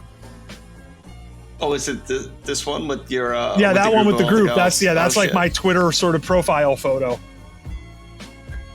That's dope. Speaking of Matsun. Yeah. So that's from the second trip. That's at this rock bar that Bass is sort of brought us to, and that was the last night in Tokyo. That was before I flew back the next day, and so we went out, we met up, we had some drinks, and really, really fun place. It's a great that's a bar where I want to try to go every time I'm in Japan to this place. It's sort of it's a rock bar, as you can sort of tell with the posters and whatnot, and they play good music, and it's a heck of a lot of fun hanging out there. Yeah, I regret not going because I remember that night you're like, oh, come hang out with me and Boss and Matsun. I was just like, I can't. I had a headache that night. I remember it was the last night, so I'm like, I gotta call it, man. But yeah, it looks like you guys had a lot of fun. We did. So anyway, so the 2017 trip, it was like I was saying, it was a lot of players visiting and whatnot, and we did the team tournament. So my team, so it was myself, and then it was Lucky Jim, who's the other guy visiting from Canada, from Toronto, and the team was called Japanada.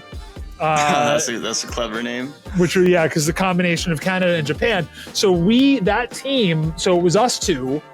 And then the Japanese players, it was amazing. It was Koemon, Faye, it was Kusa Chun-Li, and it was Fuda-chan Ryu.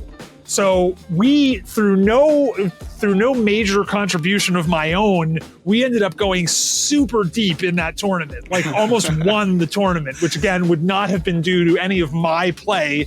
It would have been due to the Japanese guys just killing it. And actually, the fact that we were able to get so far, even having the liability of two guys from Canada on the team, really speaks volumes of how good those other guys were playing on that day.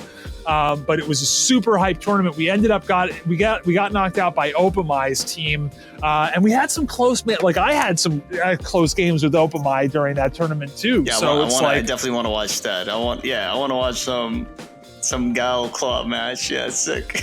Yeah. No, it's an awful matchup for Guile, but yeah. So that was really fun. Overall, and a lot of that trip was there was definitely a lot of ST stuff, a lot of stuff with arcades, and the large group.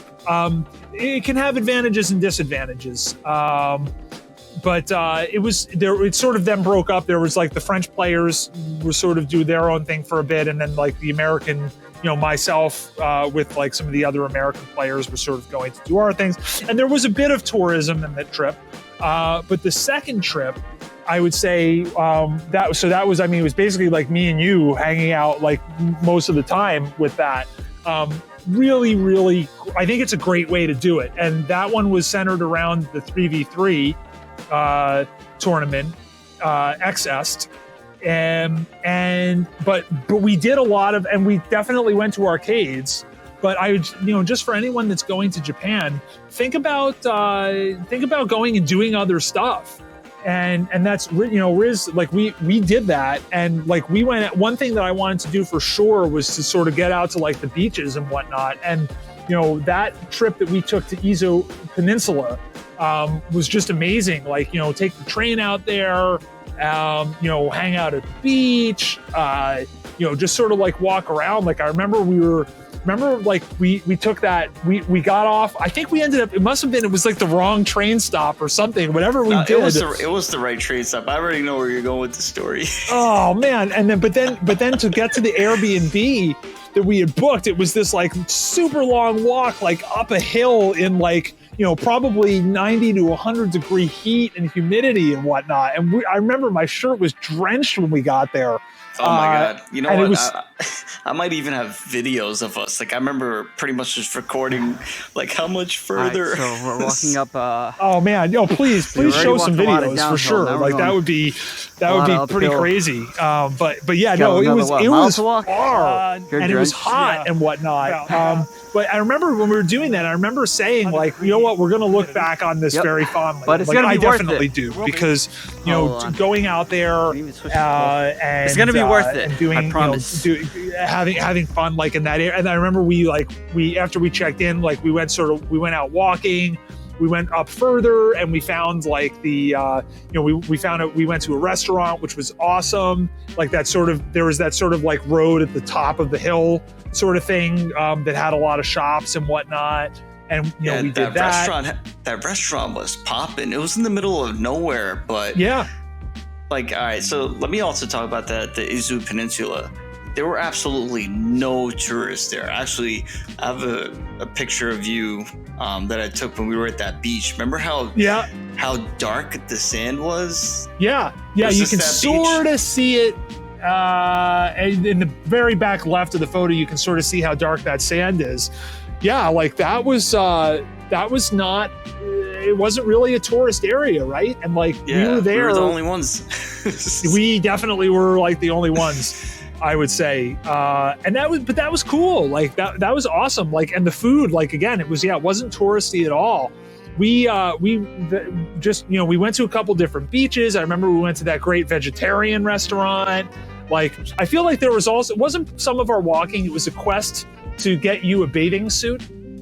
Oh my God, I forgot about that story. Oh, all right, so all right, well, let me tell a part of this story. Here's the real lore. So we get off at this train. We're like, all right, we're about to, Izu Peninsula. You found this Airbnb. It was a mansion, and I'll show pictures on the screen while I'm talking about this. But so it was a mansion, and we get off the train. We're like, how far is it? We're like, all right, according to GPS, this is the only way to get there. So we're walking uphill. I'm talking about we're in the mountains. And which is fine, except it's 100 degrees and we had our luggage with us. You forgot to mention that part. We had baggage because we had to carry everything with us. We didn't leave anything in a locker.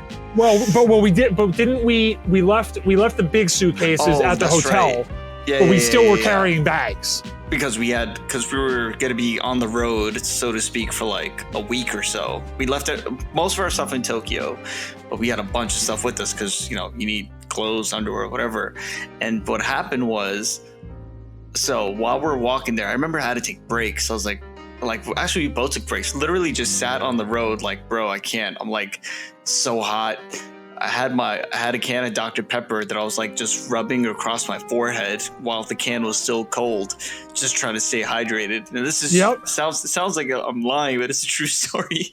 And then it was only when we finally left and were heading back to Tokyo or wherever we were going that we realized, oh shit, like the bus is right there, and it would have taken us straight to the Airbnb.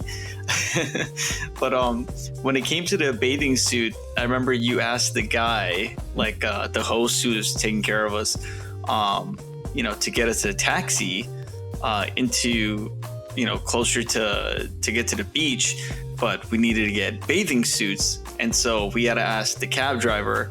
They took us to some random like a discount store that had like everything, and I finally got a bathing suit.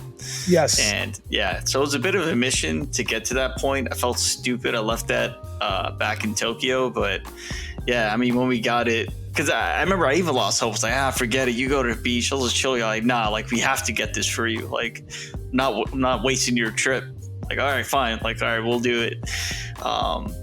And you remember we were at the store and I found this, I made my selection pretty quick. And, I guess I was just online to check out. And the cab driver, she was like a much older woman. She must have been in her 60s. She got out of her cab and came into the store to look for me and make sure that I found the item. You remember that? Yeah. She left her freaking the hospitality of Japanese people, man, so crazy. She came into the department store like, oh, did you find what you need? I'm like, yeah, I got it. It's right here. Yep. Yeah, no, I remember that. Yeah, that was absolutely great hospitality. And really, I mean, I just think it underscores, for anyone that's thinking about going to Japan to visit, really, do stuff other than play ST. That's all I could say. I think, it's two very different trips. It's the 17 and 18 trip that I did. But I think I would almost say go with a small group and do other stuff. And that's that's what we did. We had a great time. I mean, there was Yokohama. There was also points where we sort of split up and did our own thing, which was really cool. It was a great balance of different stuff. Yeah, that one's from Yokohama, that picture there from Yokohama. There's so much to do, and don't just stay in the arcade is what I would say. Yeah, I mean, you can definitely get in a lot of games, but what you can't get in is, really experiencing the country and the people and, also exploring who you are as a person, I guess. But yeah, man, I mean, it was cool. There was a time where I was like, I'm going to meet up with one of my friends here. And you were like, yeah, I got to take care. You were going to go watch the game and you're going to do a whole bunch of other stuff.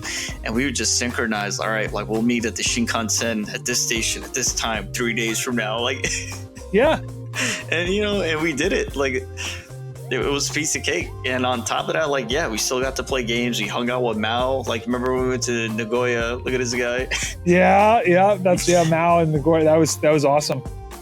Yeah, he's such a great guy. And he really is. Was this really just avocado chocolate smoothie or something? Yep. Yeah. No, there was Mao's hospitality was fabulous in Nagoya.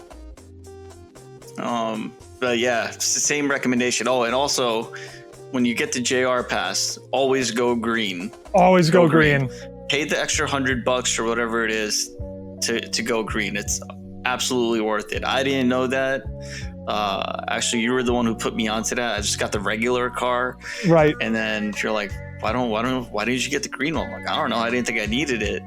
And when we went to get our tickets at one of the stations, one of the guys was like, "Oh, are you together?" Like, yeah, we're traveling together. He said, "Okay, I'll give you a green car pass." Yeah. I was like, all right. I was like, yeah, I don't really need it, but fine. Just so we could talk on this 3-hour train ride. Yeah. And when I saw that, when I got in, I got a blanket, I got the little footrest. I'm like, holy shit.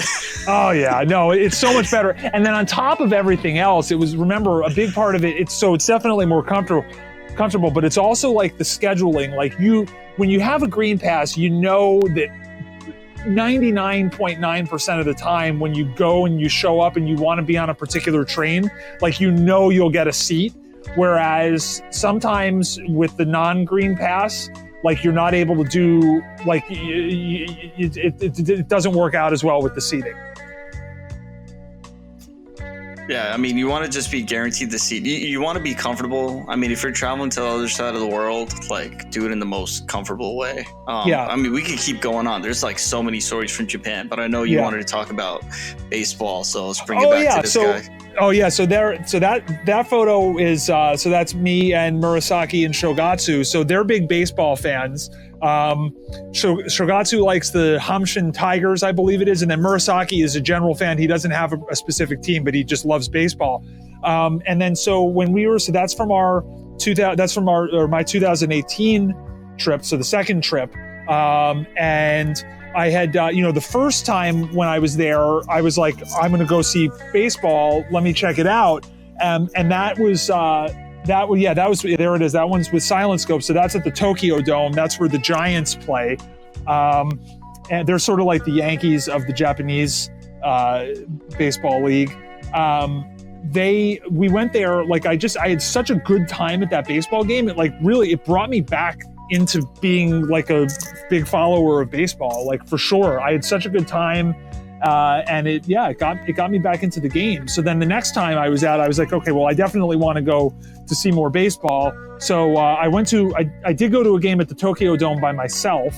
And then, which I don't remember if you were in the area or not at that point, but I knew. Anyway, I went to the game by myself. But then when we were in Osaka, I mentioned to the Japanese guys, and they were like, "Oh yeah, no, we'll definitely go. And there are a couple of teams that play in the Osaka area, and then so Shogatsu and Murasaki like arranged, like they treated me to that whole thing. It was like it was wonderful hospitality, like very generous, and I had such a great time hanging out with them and seeing the game there. It was a heck of a lot of fun.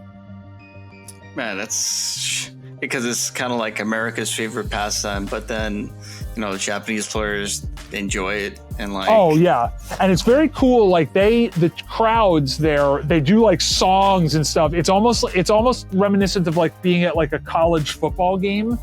I think in the U.S. is maybe the closest way. Like there's like fight songs, and they've got like a band, like with like the people have like trumpets and stuff, and they play stuff. So it's pretty cool. Yeah, I guess there's like so much, again, like so many more stories. Let's go see if we can play this. Oh,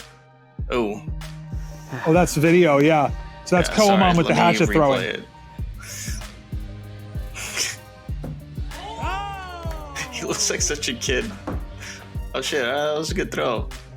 Oh, damn dive failing. You can see on the other side, is that damn dive failing right there? Damn dive fail. It's not that easy, and you've got to be aware of your distance and how many like rotations you get in that time.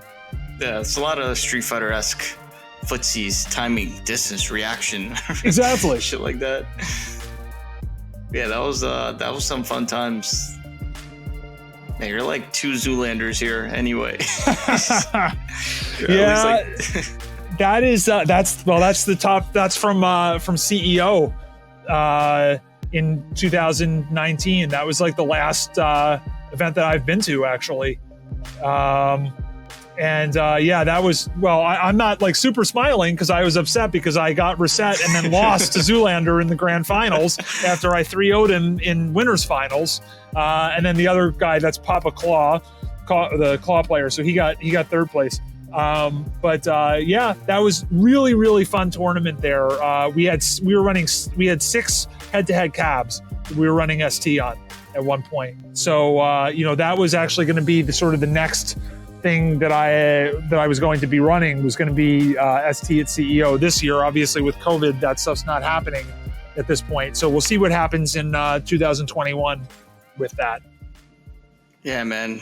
I wish I could have went to a CEO, but I was definitely looking forward to it this year. And just so all the viewers know, more lore for you guys, but Atari was also going to throw the first ever CE tournament in the US. I remember I've like pushed you into that. You're like, yeah, CEO will run Champion Edition.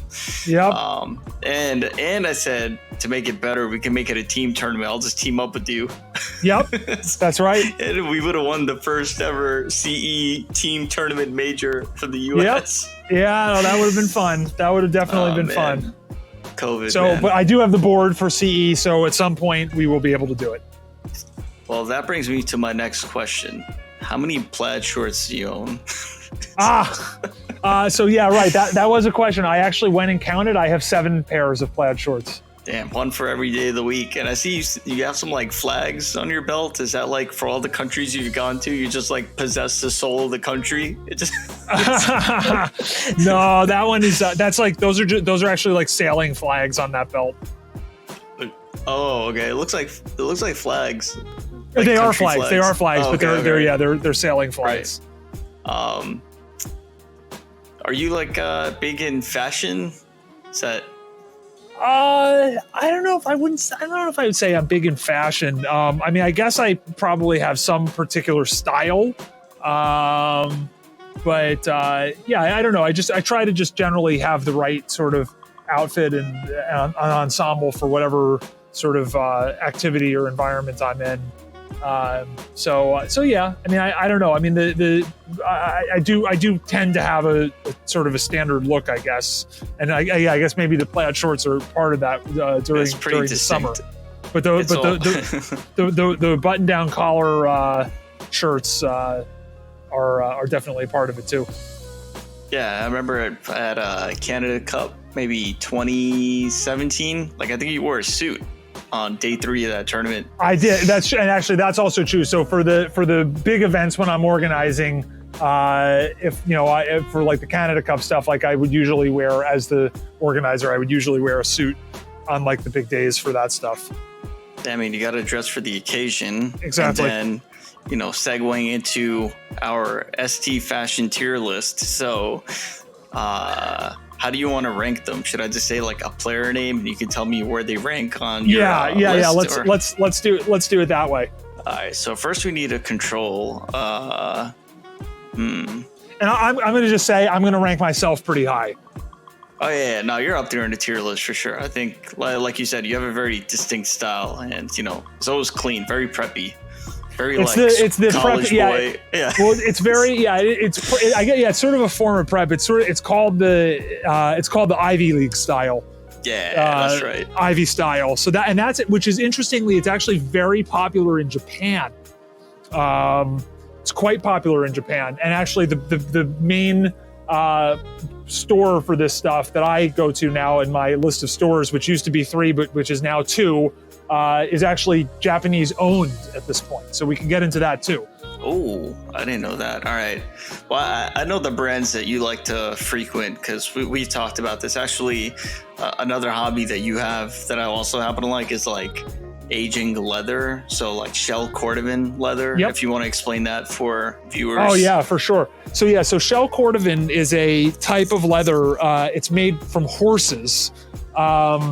And there's a very specific tanning process for it, but it results in a very distinct look, and it's a tanning that involves like vegetable oils and stuff. And basically, you get when leather wears, like regular leather wears, you get a certain look where it sort of gets like the different, like the patina that it develops is actually the opposite of how cordovan develops the patina, in terms of like where the dark, where like you get like the dark is around the creases as opposed to the opposite. So it's a very distinct look. The typical with that is like sort of a maroon color. So yeah, I've got cordovan shoes and stuff. Riz, I know you've gotten some of those as well. No, I've been meaning to. So I remember the last time when I went to your house, I was like, "Show me your shoes," because I wanted the Alden. I think it was it was the Commander. Alden, yeah. You wanted the Alden boots. That's right. Yeah, that one. Yeah. But now, what happened? So when I got back to the States, I was looking into it. There's a shop in San Francisco. I'm like, yeah, I'll go pick them up. And then COVID happened. I'm like, what's the point of having these now? You know what I mean? Yeah. But I wanted to style with it. But anyway, yeah, for anyone who likes leather or wants to get into shell cordovan, yeah, you guys should check that out. It's pretty dope. Yeah, Alden. It tells a story. Put it that way. It definitely does. And if you take care of this stuff properly, you'll have it for a lifetime. Right. That's the other thing. You can invest, like pay $800, whatever, for a pair of these boots for $1,000. But yeah, they'll last you literally a lifetime. And if anything goes bad, you always got a cobbler or someone that can like fix your boots. But as long as you're treating the leather yourself, the only thing you have to do is like resole it, and that's maybe like $100 every year if you're wearing them heavy. But if you're just like wearing them in the office, or if you're like switching into them, you know what I mean? Like you wear your beaters and then like switch to them when you need them. They'll last even longer. Oh yeah, no, absolutely. Yeah. So yeah, definitely recommended with that. But so the Ivy style is sort of the it just harkens back. I mean, there's a history with like it being from like worn at Ivy League schools. And I guess, I don't know, maybe I picked up a little bit this because I went to Yale, so maybe there's a bit of that there. But so J Press, that's the store. There's 3 of them right now. There's one in New Haven, which is where Yale is. There's one in New York City, right across the street from Grand Central Terminal, on the first floor of the Yale Club. And there's one in Washington, D.C. And that's a very good, that's the place. The other one that I like is Bill's Khakis. they've got a lot of nice stuff, like, you know, and it's all made in the US. And that's an important thing to me, is to like buy, like the stuff I buy, like I always try to buy, you know, made in USA, or like made in wherever the country that it's sort of from. So like Madras shorts made in India, for example, or something like that. But J Press, basically all their stuff is made in the US or Canada. And that's really important, because it brings me to the third store that I would put on my list, which is Brooks Brothers. Yep. They have been removed from my list. I do not recommend anyone go and shop there. They had 3 factories in the United States. They are shutting down production. They are no longer making stuff in the US. So all my, like, those button-down shirts, those are all from J Press or from Brooks Brothers, and they're made to measure. And they're not, Brooks Brothers isn't doing it in the US anymore. They no longer have my business. Anyway, shout out to all our sponsors for this episode. So the tier list. All right, so Riz, give me some names. Let's start with an easy one. So like M.Bipson, where's he on the tier list? M.Bipson is super high on the tier list. Yeah, M.Bipson has a very distinct style, sort of like a rocker, like a metal guy, but not exactly. It's very hard to describe his style, but he's M.Bipson. I think I go S tier on M.Bipson. Damn, broken tier. Let's go. All right. And it's not my style. Like, I would look ridiculous. So I'm not necessarily saying S in terms of like that style in terms of my view of that style necessarily, but M.Bipson just looks cool. Like, M.Bipson pulls off that style exactly. Like, M.Bipson deserves S tier, no question. Even though, I mean, I would look like a fool if I wore that. I couldn't do it, but M.Bipson pulls it off. He looks awesome. I know someone else who has some swag too. Lord Jimmy Bones, where's he on your tier list? He has a style as well. Jimmy's Jimmy. I often see Jimmy with that he's got like the button-down sweater. Yeah, the chunky sweaters. Yeah, Jimmy's got that. What's the word? I'm not thinking of the word. That type of sweater. Begins with a C. Oh, Kuji? No, not the brand. There's a type of sweater. Oh. They're like buttons down the front. Cardigan? Cardigan. That's it. Thank you. The word was escaping me. Jimmy's got like sort of a cardigan. Yeah, Jimmy gets solid marks. All right, so he's up there. He's up there on the tier list. All right, how about our boy Josh C? Yes. The jeans and what now? So Josh, I remember in Japan actually, Josh picked up like a really nice pair of like designer jeans in Japan, which he was looking like I remember going shopping with him. Like, he spent quite a bit of time getting in there and finding this like, you know, really nice pair of jeans. And then at some point, I think he like spilled oil on it. It was all set. He ended up getting it out. He was so worried he had like ruined these jeans. So Josh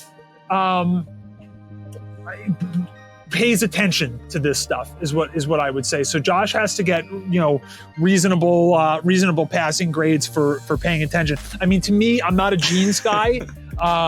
So, you know, there's a point with that stuff, but Josh definitely, you know, he pays attention and he's aware of this stuff. And I know Josh like looks at like high quality accessories. Like, I know he's interested in, we were chatting about, he's looking at getting like a new like briefcase, and like he's interested in getting like a nice like sort of like weekending travel bag. Like, I've got like a leather one of those that's made in Canada from a company in Toronto. Like, he was talking about that. So like, Josh is into this stuff. So Josh also gets reasonable passing grades. Yeah, I remember talking to Josh about it's also from Canada, Naked and Famous denim, because they also did like a Street Fighter collab. If you're not into denim, you might not know, but yeah, Naked I and heard Famous. about it, but I don't have it. Yeah. I've owned a couple of pairs of Naked and Famous jeans. They're pretty good. All right, where do you rank me on a tier list? Riz, actually, you get to go up at the top. You're like A tier or potentially an S tier, because you also have a very distinct style. Where it's hard to describe it, but you're always very well put together. So you get very high grades, and definitely with the you know, you're talking about shell cordovan and stuff like that. Like, you know, you've got a good eye for stuff. So you're definitely up there. All right, I mean, it only leaves me to one person to ask about, unless you have anyone else you want to bring up before this one last person. I'm trying to think if there's anyone. Yeah, no, okay, no, yeah, shoot out the next person. All right, where's Damn Die on your tier list? Oh man, I knew you were going to ask that. Oh, Damn Die. So, and I love Damn Die. So, I say this as a friend. Damn Die, I'm sorry, my friend. You need to go at the bottom of the tier list because you only ever wear jeans and a t-shirt. And I guess he would say, well, you know what? That's cool because I'm going to simplify things or whatever. But Damn Die only ever wears jeans and a t-shirt. Let's give things, let's mix things up a little bit. So yeah, Damn Die has to go at the bottom for that because he doesn't change it up. I'm sure if Damn Die probably has like designer jeans and stuff like that. I bet it's like nice, but jeans and a t-shirt all the time. I'm sorry, we gotta try to put an end to that. Let's get Damien, go on a trip. Let's go to J Press. We'll get you outfitted. You should do an ST Styling Edition tournament or something. Exactly. Everyone comes in her top 8, like decked out, like styled by you. That'll be sick. Oh man, but Damn nice. He's into like very specific clothes. I don't know. He knows about stuff. Like when I talk to him about denim, like he knows like nudie jeans. He likes nudie. Well, this is like a while back. Yeah, and that's the thing. I know. I'm sure he does. Like I'm sure he's knowledgeable. I'm sure the jeans and stuff are nice. But if you're only ever wearing jeans and a t-shirt, please change it up, man. Change it up. Oh shit.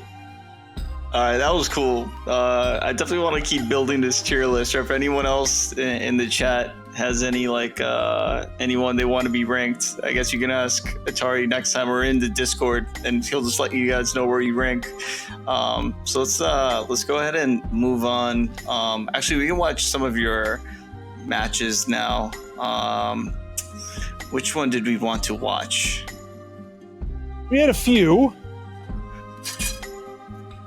Definitely want to watch Euro Pemai match. I know you said you probably fought twice. Yeah, first one probably is the one to. First one was closer. All right, let's go ahead and watch this one. So this is Kakarugo Team Tournament, 2017.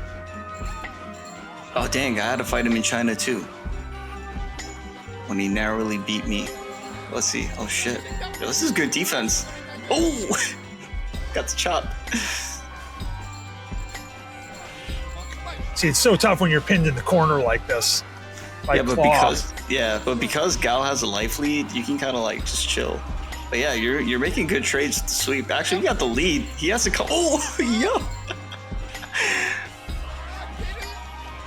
I should have tried to defend him from getting that claw, but what a flash kick! God damn. Yo, like if there were no names or if you didn't tell me, I would just be like, oh shit, this is like, some high level Gal versus Claw. Japanese Gal. I played well.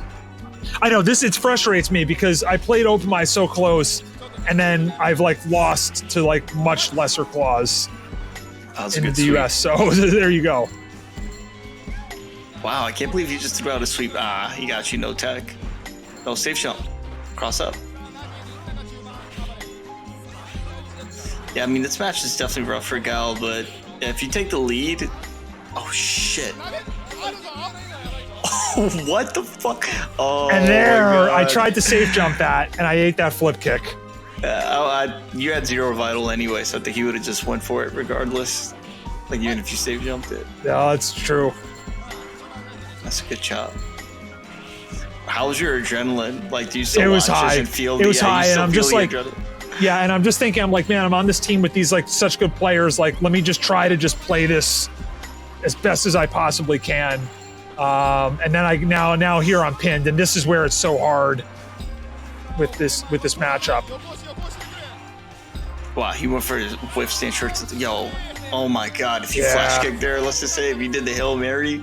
Yeah, oh I should have. So that was a loss, but it was close, and I'm proud of how I played on that one at the very least. And it's like, yeah, that's Opamai. It's like, I don't know, number 2 claw in the world. I mean, he could be just as good as Mao. Honestly, they play a little bit different, but Yeah. I mean they're training, they're sparring partners. How about this match of you against Snake Eyes? Let's check this guy out. Oh, this is from, so 2016 at SoCal Regionals. Damn, man, you got the stream chat in there. Oh, you got the Rockman, the original Rockman, the Rockman in the chat. So this was interesting. So he chose Ken, and I think it had to do with, I think he saw me playing earlier, like I was playing some Hondas earlier, and I won those matches, and I think he maybe thought like, okay, this guy's Guile, like the Geef is such a bad matchup that you know what, let me try to like swing the pendulum a little bit further, a little bit more towards my favor. I mean, the Guile Ken is still in Guile's favor, but not as much as Guile Geef is, I think. So I think that's probably why he didn't play Geef. Yeah, he definitely plays Shotos on the side. I've seen him play quite a bit of Ken. Yeah, another fun fact, I guess, Matsun almost always teams up with the Guile, and I think it's because personally he doesn't really like the match because it's kind of hard for Ken, but obviously like Ken can still win, so he teams up with Guiles a lot. Oh shit! So this is like relatively early in my playing time because this is in my first year that I was playing, but missed that. I should have done a back fist there. Kick was too slow. It's gonna time you out. Oh what? Oh my god! You made the comeback. There we go. I like the way you play. You actually have to like lean back because you're too like close to the TV, or whatever it is. Like I remember even at Too Old, like when you play, you're like leaned back a little bit because you're so tall. For you don't realize, but if you take a look at like, you know, how your what's it called? Your posture compared to like Snake Eyes. Yeah, I'm leaning back in that chair for sure. Yeah. Now, does he switch back to Zangief? No, I think he played Ken the whole time, which is a little bit surprising. Like I would have thought he would have maybe switched back when it wasn't working out with Ken. But yeah, this tournament was like, wow. Yeah, this one was a big one for me. It was sort of early in my time, and I got a couple wins against some like sort of big players that I was happy about. Yeah, I think getting a win on Snake Eyes, I mean, even if like SC's not as... Oh, that was a good flash kick. Can't believe you had charge. I mean, I can believe, but it's still hard to do. But yeah, being able to get a win on Snake Eyes, I mean, take that W any day. Yeah, for sure. It's definitely a good W to have under your belt with all those belt flags. I wonder if I'm wearing that belt in this video. Might be. Your lucky belt. Do you have anything like your lucky socks or lucky anything? You know what? I do try to bring the Hustler Claw player in Japan gave me a little like Guile charm, so I try to bring that. Like, so he makes those out of like beads. Oh yeah, that's right. What a flash kick. So he makes those. So he gave me one. I actually have two because he gave me one the first time I was in Japan, and then he gave me another one the next time. And it's in my colors. So, and it's cool. You know what, too? And that's like, and people ask about like the colors and stuff. It's like, you know what?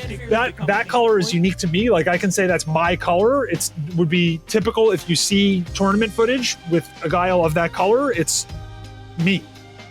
Yeah. So, you know, it's no one. It's like, oh, if I play a different color where it's like that's someone else's, or it's some like a Japanese player's, you know, whatever. It's like, no, those are my colors.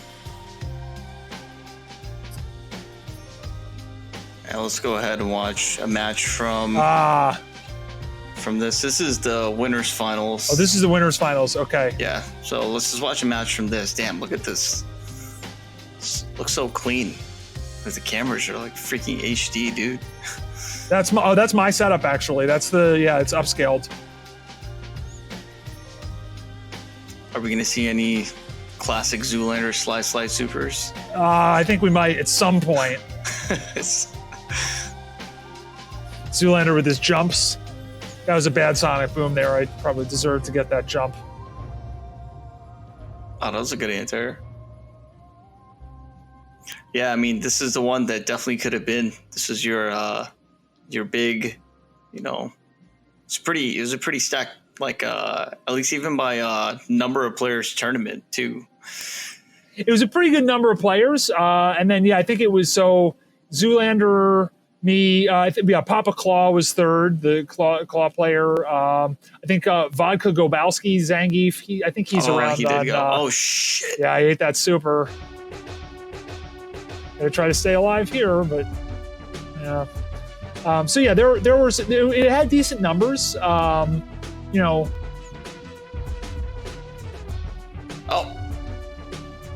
Yeah, Zoo's like, oh, what am I gonna do? And he did that jump, and it's like, no, I can't do that. You're gonna get flash kicked. I'd charge.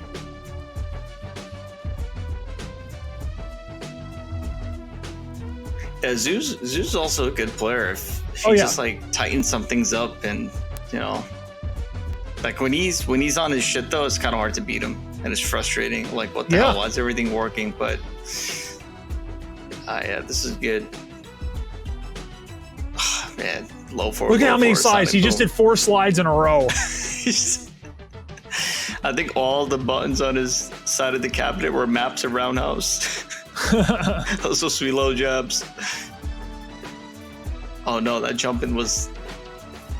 Wow, I can't believe he did that low forward. I just wanted to tag him coming in with that super. I don't know about that super. That was maybe a questionable super. Well, that low forward is also really risky, I think. I'd be scared to do that. Let's also just check this one out too. I just want to talk a little bit about Tecmo. This is from that Texas qualifier one. Yep, at iFix. Damn, iFix machine, man. The Guile mirrors. I don't know what, like I guess he figured probably I'm going to start with the sonic boom. So I'm assuming that was like a Kara flash kick. You Kara like the Sobat into the flash kick, so you move forward a little bit and you clip him if he sonic booms. Yeah. He's pretty good at that, man.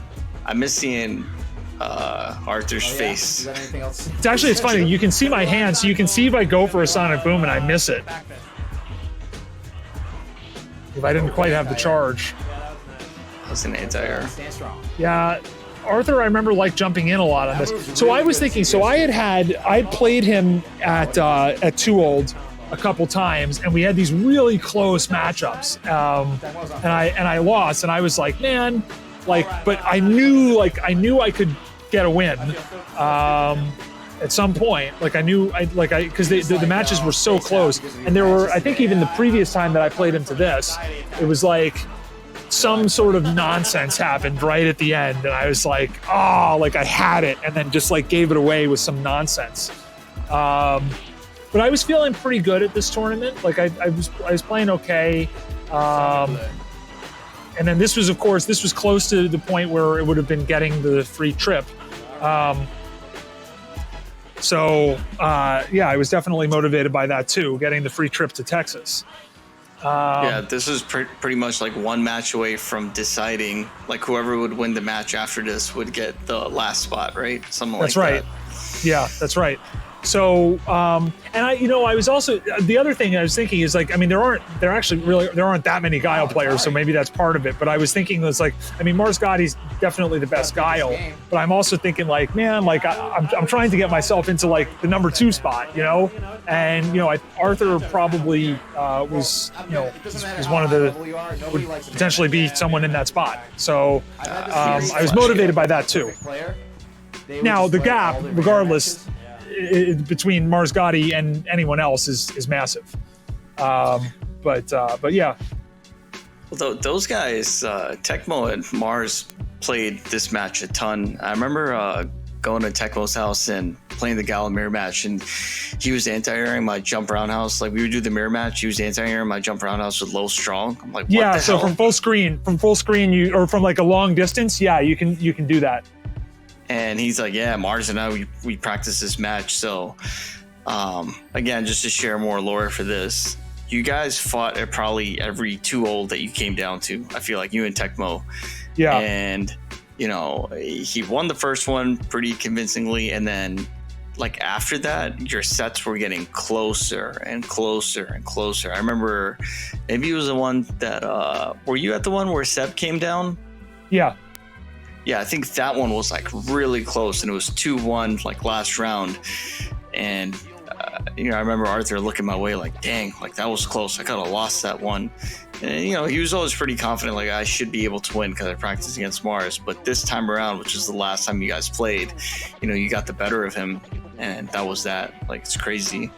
So it just shows, like, your progression. Yeah, it just shows your, like, progression over that time that, first it was a losing matchup, then it was getting close to even, and then, you're able to win. So yeah, you guys can practice in a short amount of time, with some hard work and, it's traveling around and playing. You guys can definitely level up and get to that point. So yeah, I mean, that was definitely, traveling and meeting players and just like getting in as many games as I could, traveling around was like a big part of just trying to train up and improve my results. Which is interesting because it's I don't know, Guile's also difficult. Guile's hard in ST, I think, to sort of learn and get. I still have tons to learn on that.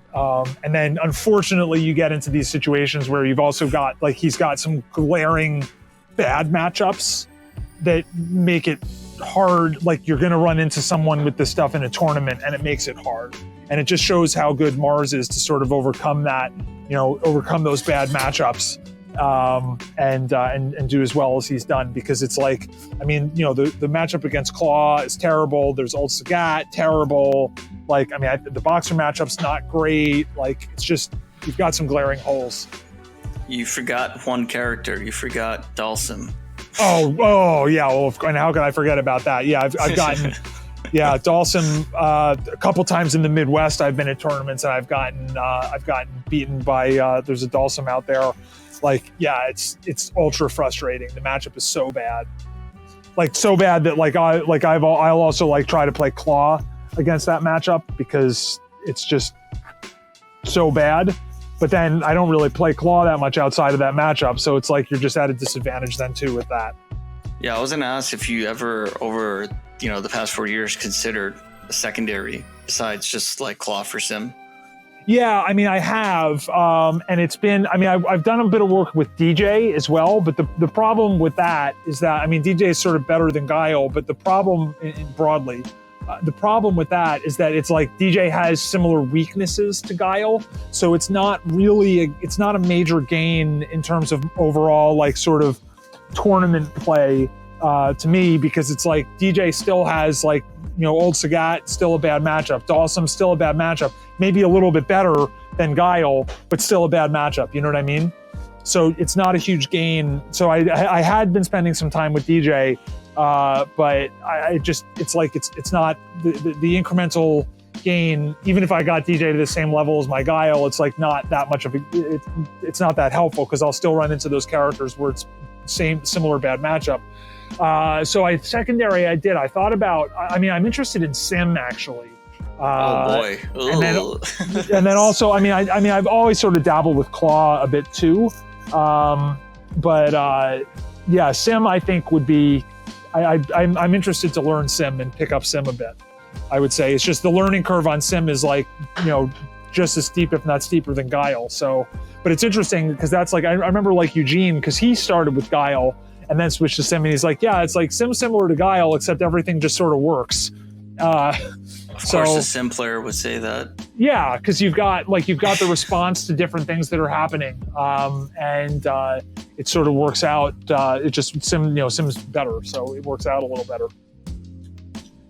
Yeah, well, definitely keep on playing. If you have questions, like more like Gal stuff, or now with Fightcade, we could actually be playing too. There's still like that chance to keep leveling up with your character. I agree with you about like if you're gonna play Gal and sub DJ ultimately it won't be beneficial, because if you dedicate yourself to Gal, like your Gal will win more matchups, even those that are like in DJ's favor. Like you'll still like secure more wins with Gal just because you're focusing on him more. Yeah, how do you actually feel about like the current situation with Fightcade? Yeah, so I mean, I think it's good. So Fightcade 2, the connections seem to be better. I mean, it's not something I haven't really gone on much at all with it. I did play in the Monday Night Fights a bit ago, like a couple weeks ago. But I mean, I think it seems like guys that maybe had taken a break from playing for some amount of time seem to be surfacing. Like I know, like you were just saying earlier, like how you were playing John Choi. And so I think that's great. And it's a good opportunity for people to jump on and learn, at least help to learn some matchups. I guess it's just important to know, to be able to understand when certain things that are happening that might be working or not working.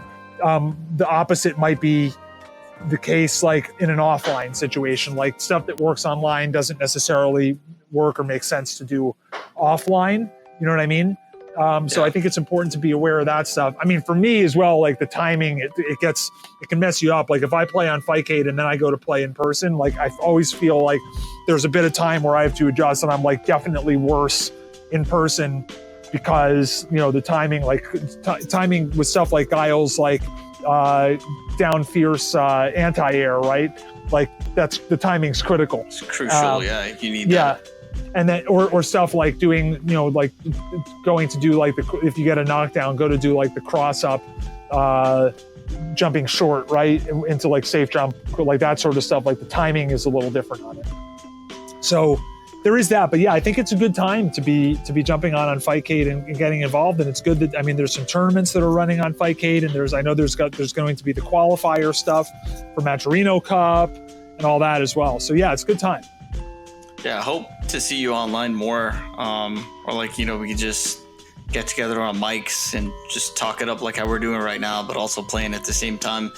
You know, you got a whole bunch of people on there, Partner in Crime, Mega Man, Damned Eye. I mean, we're not playing as much these days because it's just getting caught up on things, but yeah, there's a whole bunch of us are just always playing. And there's tournaments and weeklies and bi-weeklies, so yeah, it would be great to have you back on and playing more. I know you're a busy man too, but yeah, no, I'd love to get on a little bit more. So for sure. And I will say, man, every time I have a session with you, I always, I feel really bad because I get bodied so badly by you, but I always feel like I learned something. Like you've always got tech or insights into stuff that's going on. You're really good at like breaking down the game and like explaining things. So I always feel like I learned something when I do a session with you, which is awesome. Yeah, man, I appreciate that. I mean, I love playing. Well, I love playing in particular the Gal matchup. That's like my favorite ST matchup. I can play that with my eyes closed. I just love it so much. So, yeah, it's always good to be able to play, you know, your style, Mars, Tecmo, because all of you guys have a completely different style, and it's fun. And you know, we talk about it, we go back into the sets. I'm like, oh, okay, like you did that thing, the thing that we were talking about, or like it's pretty cool to be able to see that.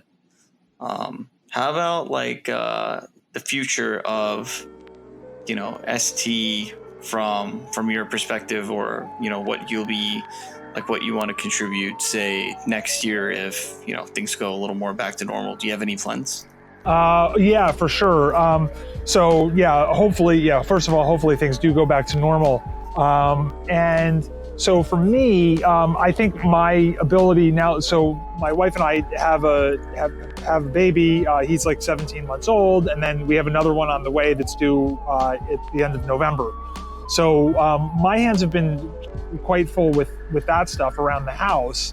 So I can't, you know, to the extent that I was traveling in the past, I'm not probably able to do that. But I still want to try to get out to, you know, hopefully, if I'm lucky, like 2 or 3 tournaments in a year.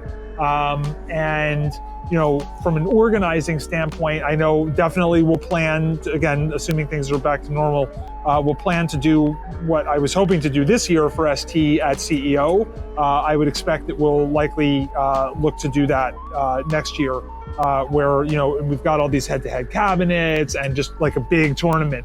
I think to do it Canada Cup is back to Calgary, so it's unlikely I'll do anything with that stuff. So to me, like, I was sort of looking at CEO as sort of how I would focus on like Canada Cup and like make that like the Super Bowl and like my big sort of premier event in terms of stuff that I'm helping organize. I would say that probably looking at CEO to do that going forward as a spot to do that going forward, because it's having the cabs there and the support and everything that we've had in the past has been really beneficial. And I like to be in a situation where we've got support, and that's stuff like internet, and if they'll get us like a streamer and all that stuff, so I don't have to do that myself, is like super helpful.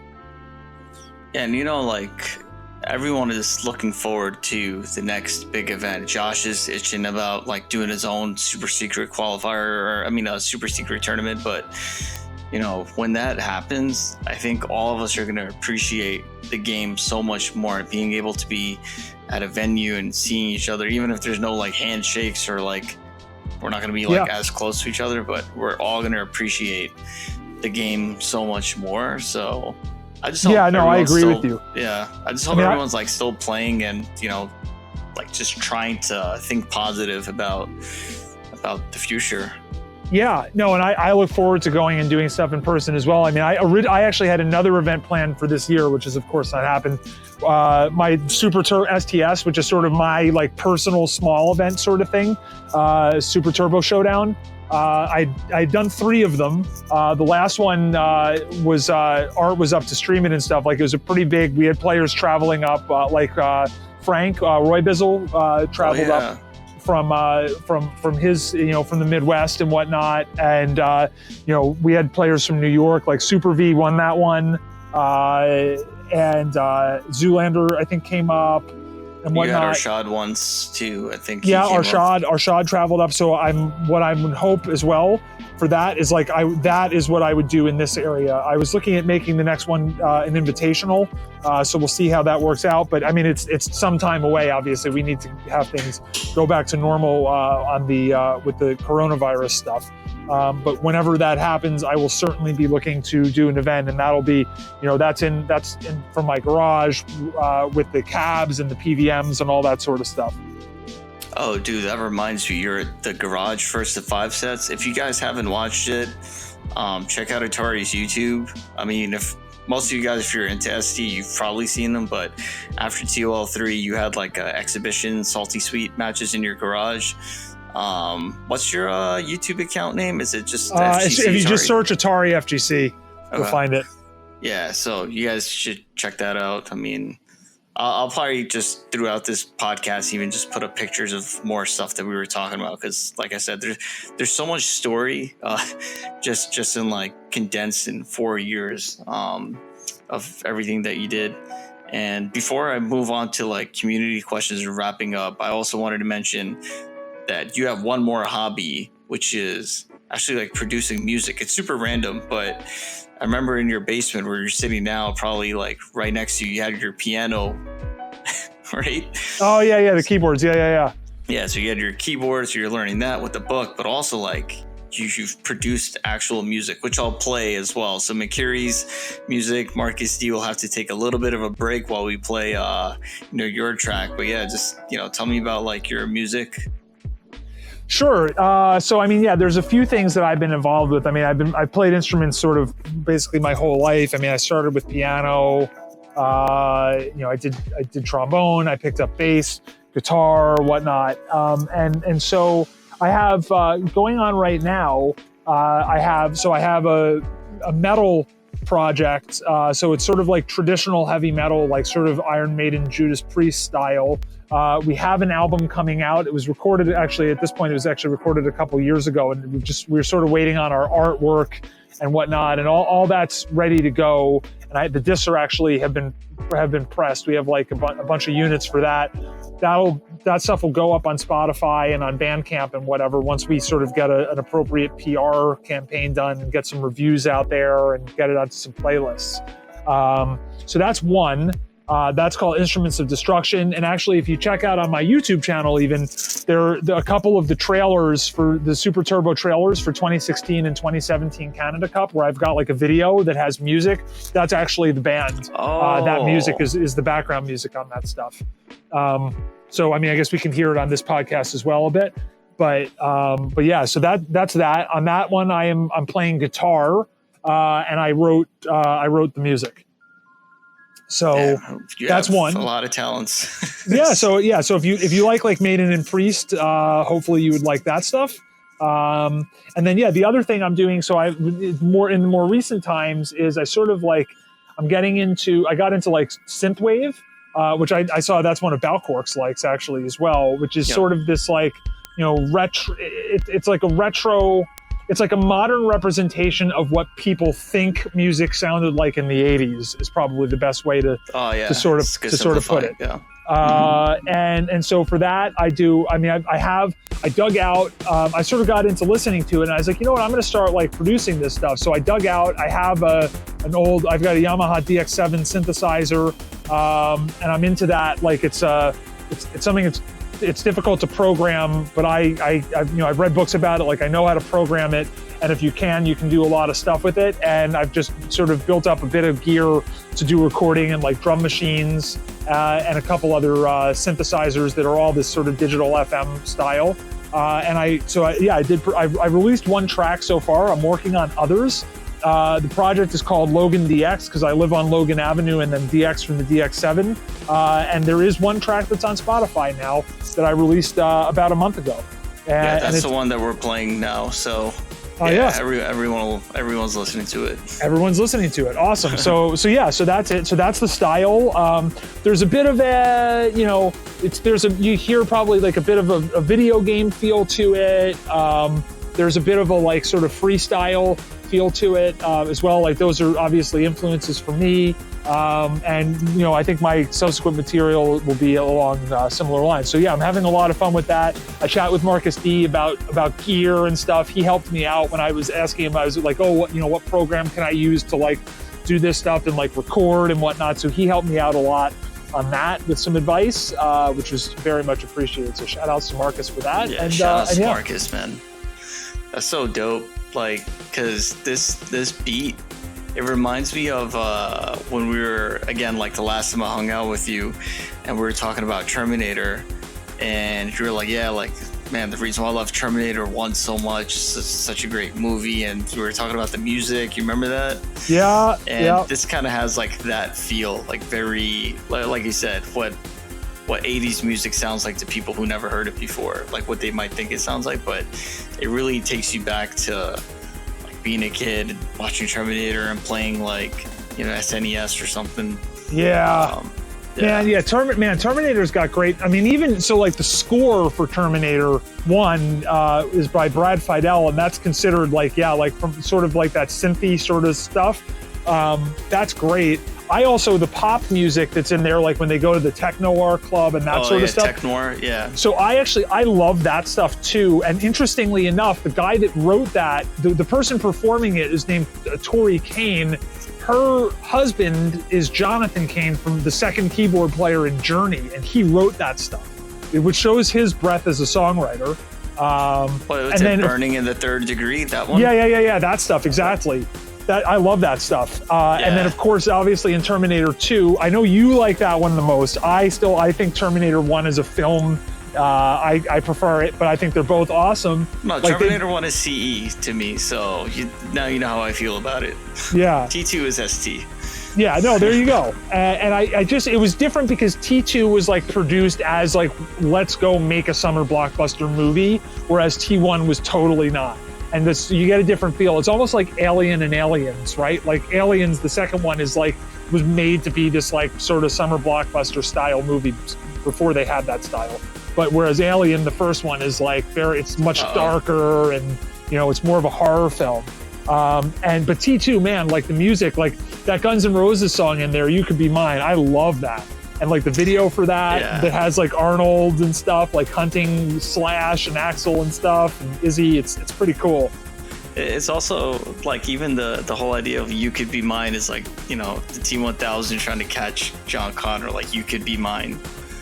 Yeah, it's a pretty clever title or like song to use. Yeah, no, it is. So that's like absolutely one of my favorite Guns N' Roses songs. No question. And that movie is just awesome. And I love like I'm sure you've seen like sort of like the special edition one that has like extra scenes and stuff. Oh yeah, of course. Yeah, I've seen everything related to that movie. Yeah, no, that's a great movie. Like I love the scene where in the special edition, they should have left it in the main one. Where they're operating on his the chip. Yeah, where they activate the learning mode on the chip, Yeah. and like Sarah wants to smash it. Yeah. The lighting in that scene is intense. Like that one lamp is just like dangling, and you see like the crazy in her eyes. Yeah, it's pretty intense. But you gotta, I guess, at that time they had to like make movies shorter for like the public, for like the theatrical release. I don't know why. Yeah, something like that. Runtime. Yeah, I forget. James Cameron mentioned on the director's commentary, but we're going way off track from ST. But all right, let's bring it back. So. I don't know if you had the community questions in front of you. Do you? I have some of them. Yeah, let me just pop into that. Yeah. So I want to see.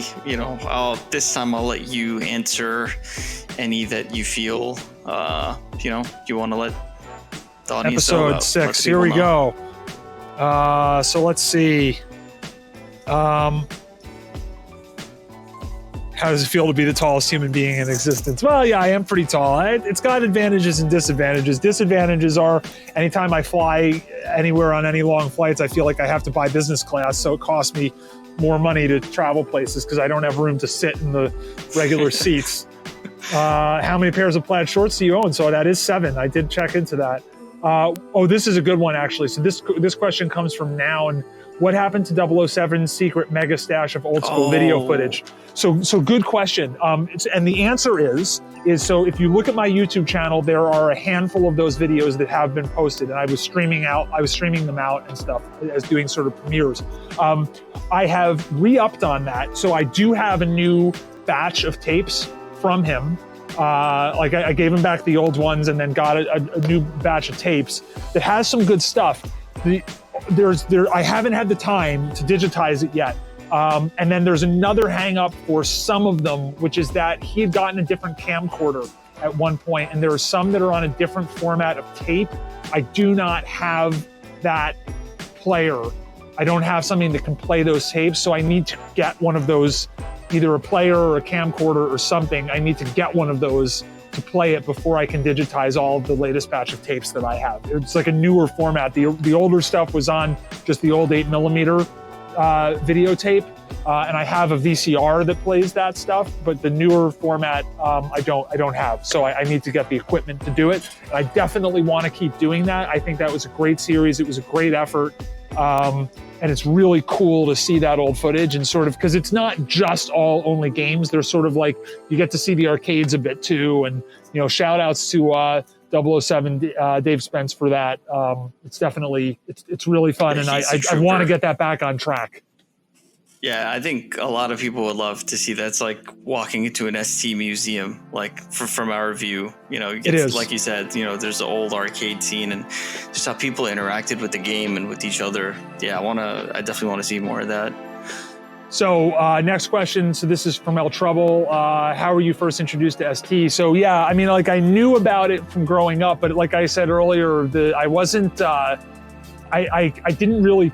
I don't think I ever played it until like in recent years, because it was more about CE and then to some extent hyper fighting, and then I just sort of wasn't involved. I did play Alpha 2 as well as a kid growing up, but ST was just later. And it's like, so I was introduced to ST because that's like now the tournament standard Street Fighter 2 game. How has fatherhood affected your role in the ST community, both as a player and TO? So it's given me less time because I have to, deal with stuff around the house. But like I said, I do still want to hopefully get out to a couple tournaments every year. And I do, again, when things get back to normal, plan to run the Super Turbo Showdown again.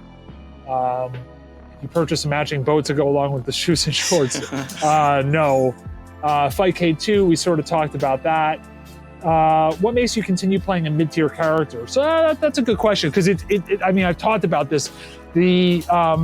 And I make the argument with the variance in the certain crop of bad matchups that Guile has, he's even less viable in a tournament. Even if, if you look at the matchup charts and you add up the number of wins, he comes out as this like solidly mid-tier. I'm not because of the bad matchups, I sort of put him a little bit lower, but then he's got pretty good matchups against some of the lower tier characters. So, but I have fun with the character because I enjoy being able to set up situations where you have the answer. And I love watching the really high level Guile play where they've always got the right anti-air and they've got the right spacing and that type of stuff. So it's sort of, I like that style of character. I play that style of character in CE because I also play Guile in CE, and in that one he's not mid-tier, he's high tier. So it's it's more a function of that style of character than it is about where they happen to fit on the tier list. Fun fact with that too, when we went to that barcade or whatever, I kind of got bopped in CE by you. A lot of people don't know that. Actually, no one knows that. Now everyone knows. Yeah. Now everyone knows that. Yep.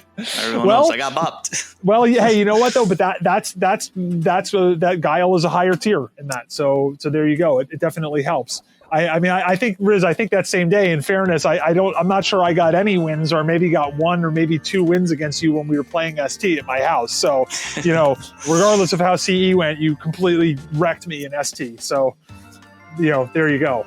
Yo, shout outs to the vegan nachos that your wife also made. Yeah. With the vegan cheese and man, great hospitality. Always taking care of me, man. I mean, hey, you know what? Actually, so that actually ties in a little bit with some of the, with the Canada Cup stuff. I mean, it's always been a tradition with the big tournaments when people are up visiting, we do for anyone that comes in the night before, people that are, because the tournament stuff is Friday, for people that come in on the Thursday, which usually there are a handful of people that do that. We host a dinner at my house. And so, there's one, there's some photos of that stuff. So you can see that one there. It's there's Matsun, Shogatsu, Kusamundo, Koemon, Riz, and Seb there with me. And in the background, you can see that head-to-head cab. So that was that was the meal that we had. And there's some photos. There's Riz and Koemon playing on the, that's in, at the front of my house. My wife was, not happy having the cab set up there. But yeah. So anyway, so we do that, and that's an important part of hospitality and community building. Okay, so just to go back to the questions, Damned Eye, are you worried that your heart will give out like Andre the Giant did? I guess that's because I'm really tall. So I'm not. Andre, there's a specific condition for that. I don't have that condition, so that's not a concern. And I am pretty active with exercise and stuff, and hope to continue doing that. P90X boys. Yeah, exactly. No, I do. I recommend that stuff. It's it's really good. You do. It's definitely good. Climax asks, Atari, why do you dress so fresh every tournament? I feel like a bum every time I'm at the same event as you. Hey, you know what? It's about representing the style. I try to just maintain that. So thank you. I appreciate the compliments on that. You don't like a bum anyway, Climax. It's okay. Plus, he's definitely higher than Damned Eye on the fashion ST tier list. So Climax, you're good, man. You're better than Damned Eye. Yeah, you're above Damned Eye. That's true. Yeah, poor Damien. He's gonna be so mad. I hope he's not really mad. Know that it's all in fun. Yeah, I know, right? But it's if Damned Eye showed up wearing something other than a jeans and a t-shirt, then he wouldn't get categorized there. So let's see. Okay, there's some questions about Gandalf. I don't know that. Given your height, how many beers does it take for you to get actually drunk? Yeah, probably several. I'm not drinking that much nowadays, so even probably just a few beers with no food, I would start to be at least a little buzzed. tell us about your side hobbies from Makiri, 80s Japanese synths and making music. So we did talk about that, and yeah, it's super important. And everyone, please check out that music. Add me on a Spotify playlist. That would be awesome. What's it like being the tallest guy in the room every time? Yeah, I don't know. It's weird. It's got its advantages and disadvantages. It's nice being tall, I guess. Being so much taller, sometimes I don't know, like I said, with the sitting on planes and stuff. Why is Unessential throwing shade at you? I don't know. Let's go ask him about that. I pointed that out in a chat and sort of asked about it, and he never responded. So I don't know. Ask him. I check out your streams. I've seemed to be streaming less or only streaming days on more. Yeah, I haven't been streaming. I mean, there hasn't been stuff to do as much, like the content wise. Next thing that I stream, I don't know what the next thing I stream would be, actually. It's a good question. We'll see. Robin, the tall, well-dressed one, and when she met him for the first time, thought he had to be in the wrong place. I thank you, Robin, for that. I appreciate that. I'll take that as a compliment. I don't know. I'm just scrolling through more questions here. What's the story with Monday Night Fights Wi-Fi? That was nothing. Someone thought that I was on Wi-Fi, but I wasn't. It's probably because I have a Wi-Fi router, but it was connected with a cable. That was just a false positive on there. I don't know. Let's see. I'm trying to see if there are any other questions on that. Who's my favorite Toronto player and why is it Keon? I do quite like Keon. Yeah, I do quite like Keon. He's a good guy. I do like him. I'm gonna Jet 07, another one of my favorite players. There's some good players up here. Let's see what else. How much I paid to clone myself? Okay, sure, Josh. While TOL3 was considered to be the last TOL, has ST Revival ever considered organizing a yearly event like a jazzy circuit? So that's a question from Keon, pre-COVID security notwithstanding. So the answer to that is actually yes. And actually, I was in discussions with Mutant XP Anthony, who runs the jazzy circuit, and we were thinking about, and James Chen actually also suggested to us about thinking about ways that there might be some synergies with this stuff. The idea is there. It is a ton of work, and we would need help to do it. So I encourage, if people want to see something like that, I encourage them to come forward, reach out to me, reach out to Karopi, talk with us. I think there would be appetite for it, but it definitely needs help. And that's help. That's like people organizing these events in their locations and that sort of stuff. That's really important. I mean, with TOL3, I traveled to many, not all, but many of the events. I will not be able to do that in the future. So we will need other people to be stepping up in their scenes and running things. That means streaming. Like, I know Jazzy Circuit, rightly so, has a set of requirements if you want to do like Jazzy Circuit events, and that means it's got to be streamed and stuff. There's some other standards around that. You've got to be able to commit to that, and if you can, then yeah, we'd love to talk and do something similar, because I think it would be great to do that. What game would you say is your favorite game of all time? It's probably Zelda 2, I think. Am I competitive at any level in any other hobby? That's a good question. I mean, the music stuff, I'm doing that as a hobby, but I wouldn't, I hope that the people buy the music, but I don't know if I would say competitive on that. So maybe not. I do, if I play baseball or whatever, I like to do that. I used to play baseball, but yeah, that's, at this point, maybe not, actually.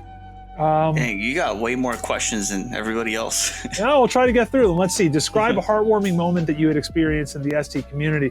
Like I said earlier, it was very heartwarming for me when Mars Gotti came up to the TOL3, but there have been tons of those types of situations where it's just people, it isn't necessarily the tournament. It's like going out for like drinks and food, like after the tournament, that so much of this sort of fun, cool stuff happens, like just hanging out with people, right? Like that's a big part of things for me. I'll give a heartwarming one. Actually, this is a shout out to Zoolander. After I lost and I got reset in that grand final at CEO, we went out to the pier at the beach over there in Daytona. We went to a restaurant. We sat down, enjoyed a meal. We had burgers and a couple beers. Zoolander picked up the tab. He had his tournament winnings, and he picked up the tab for me at that tournament. Eating afterwards, which is a really cool. No, so that's a new one. No one knows that. I'm just going to say that Zoolander actually is a really good guy. It's always fun hanging out with him. We can talk about music and all sorts of stuff. Zoolander's movies, he's into a lot of stuff. Zoo. Yeah, Zoo's into a lot of stuff. All like super. And we drove out together to Daytona from the Orlando airport, which is a bit of a drive. It's not right next to it at all. It's like, over an hour drive. And, we stopped and we got food and stuff and talked about a lot of stuff. We listened to disco because I'm big into disco as well. And like, he was interested in that and he wanted to hear like, not stuff like We Are Family that everyone knows, but like sort of deep cuts. And I have a disco tribute band. I play bass in that. And so that one's more of the hits, but I've got a pretty large collection of disco stuff on vinyl, but it's all like the deep cut stuff that people know less about, like stuff like Alex Costandinos and Cerrone and stuff like that. So like Makiri knows this stuff, but it's much lesser known. But check out guys like Romeo and Juliet by Costandinos and Giorgio Moroder sort of stuff. It's more deep. So we were chatting about that. So that stuff's all, there's so much good community stuff. If you just take the time and hang out, and if you're at a tournament for ST, hang out with people, and you're bound to go out and get some food and maybe have a beer or two and just hang out. And so that's a good, yes, that's a good thing. Next question. Provided they have a year of preparation and a prize of $1 million, who do you think would win in a 1st to 10, Zaggy or Justin Wong?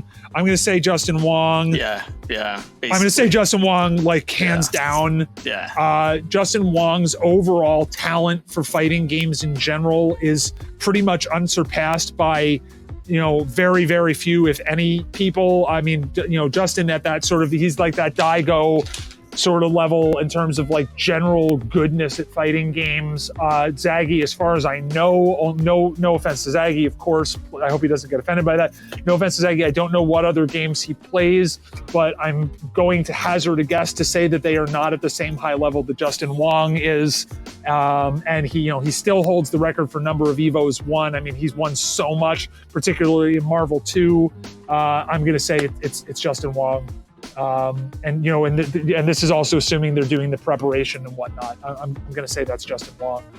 What advice would you give to someone who often gets nervous in tournaments? I've been there too with that. I mean, I think that the idea is to sort of just, step back and just focus, and just think and try to have a good time. But tournament nerves it's definitely a real thing. And the best way to sort of get around that is to just do more and more tournaments. And it becomes, I certainly still do it. Like, I'm not saying that doesn't happen to me still, but just try to sort of just get more and more experience. You've been given the power to instantly cure everyone in the world who has COVID and eradicate the virus, but to do so, you have to sit. I don't know about that one. I'm just gonna. Okay, yeah. Would you rather be dirt poor and thought of as a saint, or be rich and regarded as a scumbag? I don't know. Maybe somewhere in the middle. Are like, yeah. Yeah, these are philosophical. We're just, yeah. Did you have any? Mega Man asked, did you have any tournament plans? So yeah, we did talk about that. So yeah, we did. And like I said, for sure, like CEO and Super Turbo Showdown. Hopefully, I'll be able to run a little bit more stuff too. Let's see. Do I miss living in the US? So that's a good question. Yeah, there are certain things that I miss about it, and there are certain things I don't. I like the fact that we've got universal health care here in Canada. The general political discourse is more, it's more civil here, which I definitely like. I feel that the country is more likely to be moving in the proper direction than the way things have been going in the US. We don't have that, like, there's like not really that gun culture. and that sort of stuff. And I think that's probably a good thing. So yeah, okay. So those are the community questions. I don't know if is there anything else that we wanted to get to, Riz, that we haven't? I don't know if we look at that photo album, I don't know if there's anything else of interest in there, but yeah. Yeah, I mean, I feel like, and damn, you got a lot of questions. That just means a lot of people appreciate, like, you know, the work that you put in, and you know the storylines you're able to provide for us the past couple of years. So. Shout outs to you. Thank you. Yeah, if we wanted to, we could talk about Japan for like 2 weeks straight if you wanted to right now, right? So, you know, I think for now, maybe we can call it. I would definitely love to have you back one time where we could do like panel discussion. Like, I want to do like different types of episodes when we get to season 2 where you get like, you know, maybe me, you, Damned Eye, talk about, you know, best memories in Japan or best things to do, or I don't know, something like that. And that'd be awesome. Like I'd love SD. to do that. Thank you for having me. Definitely appreciate it. Nah, for sure. I guess if you had a choice to have someone on the next episode, who would it be? Oh, that's a good question. So you've had Damned Eye. It would be cool to have like someone OG, like, I mean, and I know, like, actually Justin Wong would be really interesting, right? Because he's done so much in the FGC over so many years at such a high level. And I know people are like, oh, he's not an ST player. Look, people, this guy can probably body you and all your best players in ST. There are not very many people that can beat him in ST. He knows how to play ST. He's a fabulous player. And I mean, he was referenced in every episode so far of Super Lore Boys. Yeah, like, he comes up, man. Like, he's great. He's been mentioned on every episode. He really, like, he's a tremendous player. And he can, I mean, keep in mind, right? Like, he played an ST tournament in the UK, right? He won it, right? He took out Orf. Yeah, I mean, he beat Orf, and Orf beats a whole shitload of people. Orf beats a heck of a lot of people. And look, I mean, that matchup, and it's not a horrendous matchup, Old Sagat versus Ryu. So, yeah, like, you know, he's a great player. And so yeah, he'd be interesting. Maybe you know, someone like, you know, who would be cool would be Rekaken, Jim Sejas. He's got lots of stories. I mean, Jim hasn't come up yet in this conversation, but if you look at some of the photos, like there's plenty of photos with me and Jim. Like, you know, we've hung out at so many tournaments. He's such a great guy. Just a real stand-up guy. That's you know, he's a good friend, and just a real awesome dude on the scene.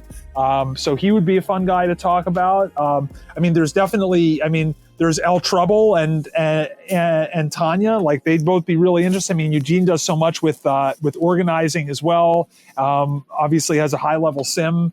That would be super interesting. So yeah, lots of options. Yeah, that's great. I definitely I didn't think Rekaken yet. Like, I saw the picture that you shared with me, but yeah, definitely he's pretty like traveled, and yeah, he's got stories. I don't know. He's always, and after tournaments, he's always down to chill. Yeah. Or even during tournaments, you could say he's always definitely. Chilling, and you know what? And he's been on the scene. Like, he can give some good OG stories, I'm sure. Yeah. Actually, on that front, actually too. I mean, maybe think about like Bill Gould, Nothingness, right? Like, he's OG. Like, maybe some OG guy who's like played in a lot of stuff. Over the years. I've reached out to him recently, and I think maybe by season 2, I kind of want to get like as many OGs as possible. Like, I want to make that like really going back from even before my time, and Bill's one of them. So yeah, for sure. Cool. Yeah, that definitely gives more ideas. And of course, anyone in the chat or anyone on Discord, if you guys have people that, you know, you want to recommend, just shout them out. And I hope, you know, we can get to them soon. Otherwise, you can close it out if you have any shout outs. Yeah, I mean, I'm gonna give a shout out to Riz for hosting this, and for being, you know, as I said before, one of the major catalysts to getting all that stuff up and running in Canada Cup. Shout outs to Karopi for being a longtime TO. Shout outs to El Trouble. Shout outs to Josh C and Min, like the guys in New York running stuff, and really the whole New York scene for being cool guys. And shout outs to Mega Man as well for picking up a lot of online stuff he's been doing organizing. And shout outs to Carl Arcadium, same thing for all the work that he's done on Monday Night Fightcade rather. Yeah, MNFC. All right, well, again, thanks a lot for taking time to do this podcast with me. We're both family men. We somehow made it work. Got to get back to it, right? Yeah, right. I know we gotta kind of get back to that. And I hope that we'll get to meet again soon. I'd love to go back to Toronto, play some games, hang out. Likewise. Just chilling. Yeah. Cool, man.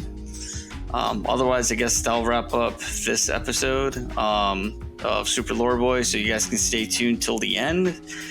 Credits to find out who will be on the next episode, and also at the end credits, I'll play some of Atari's music, so you guys can just stick around and keep listening to that too.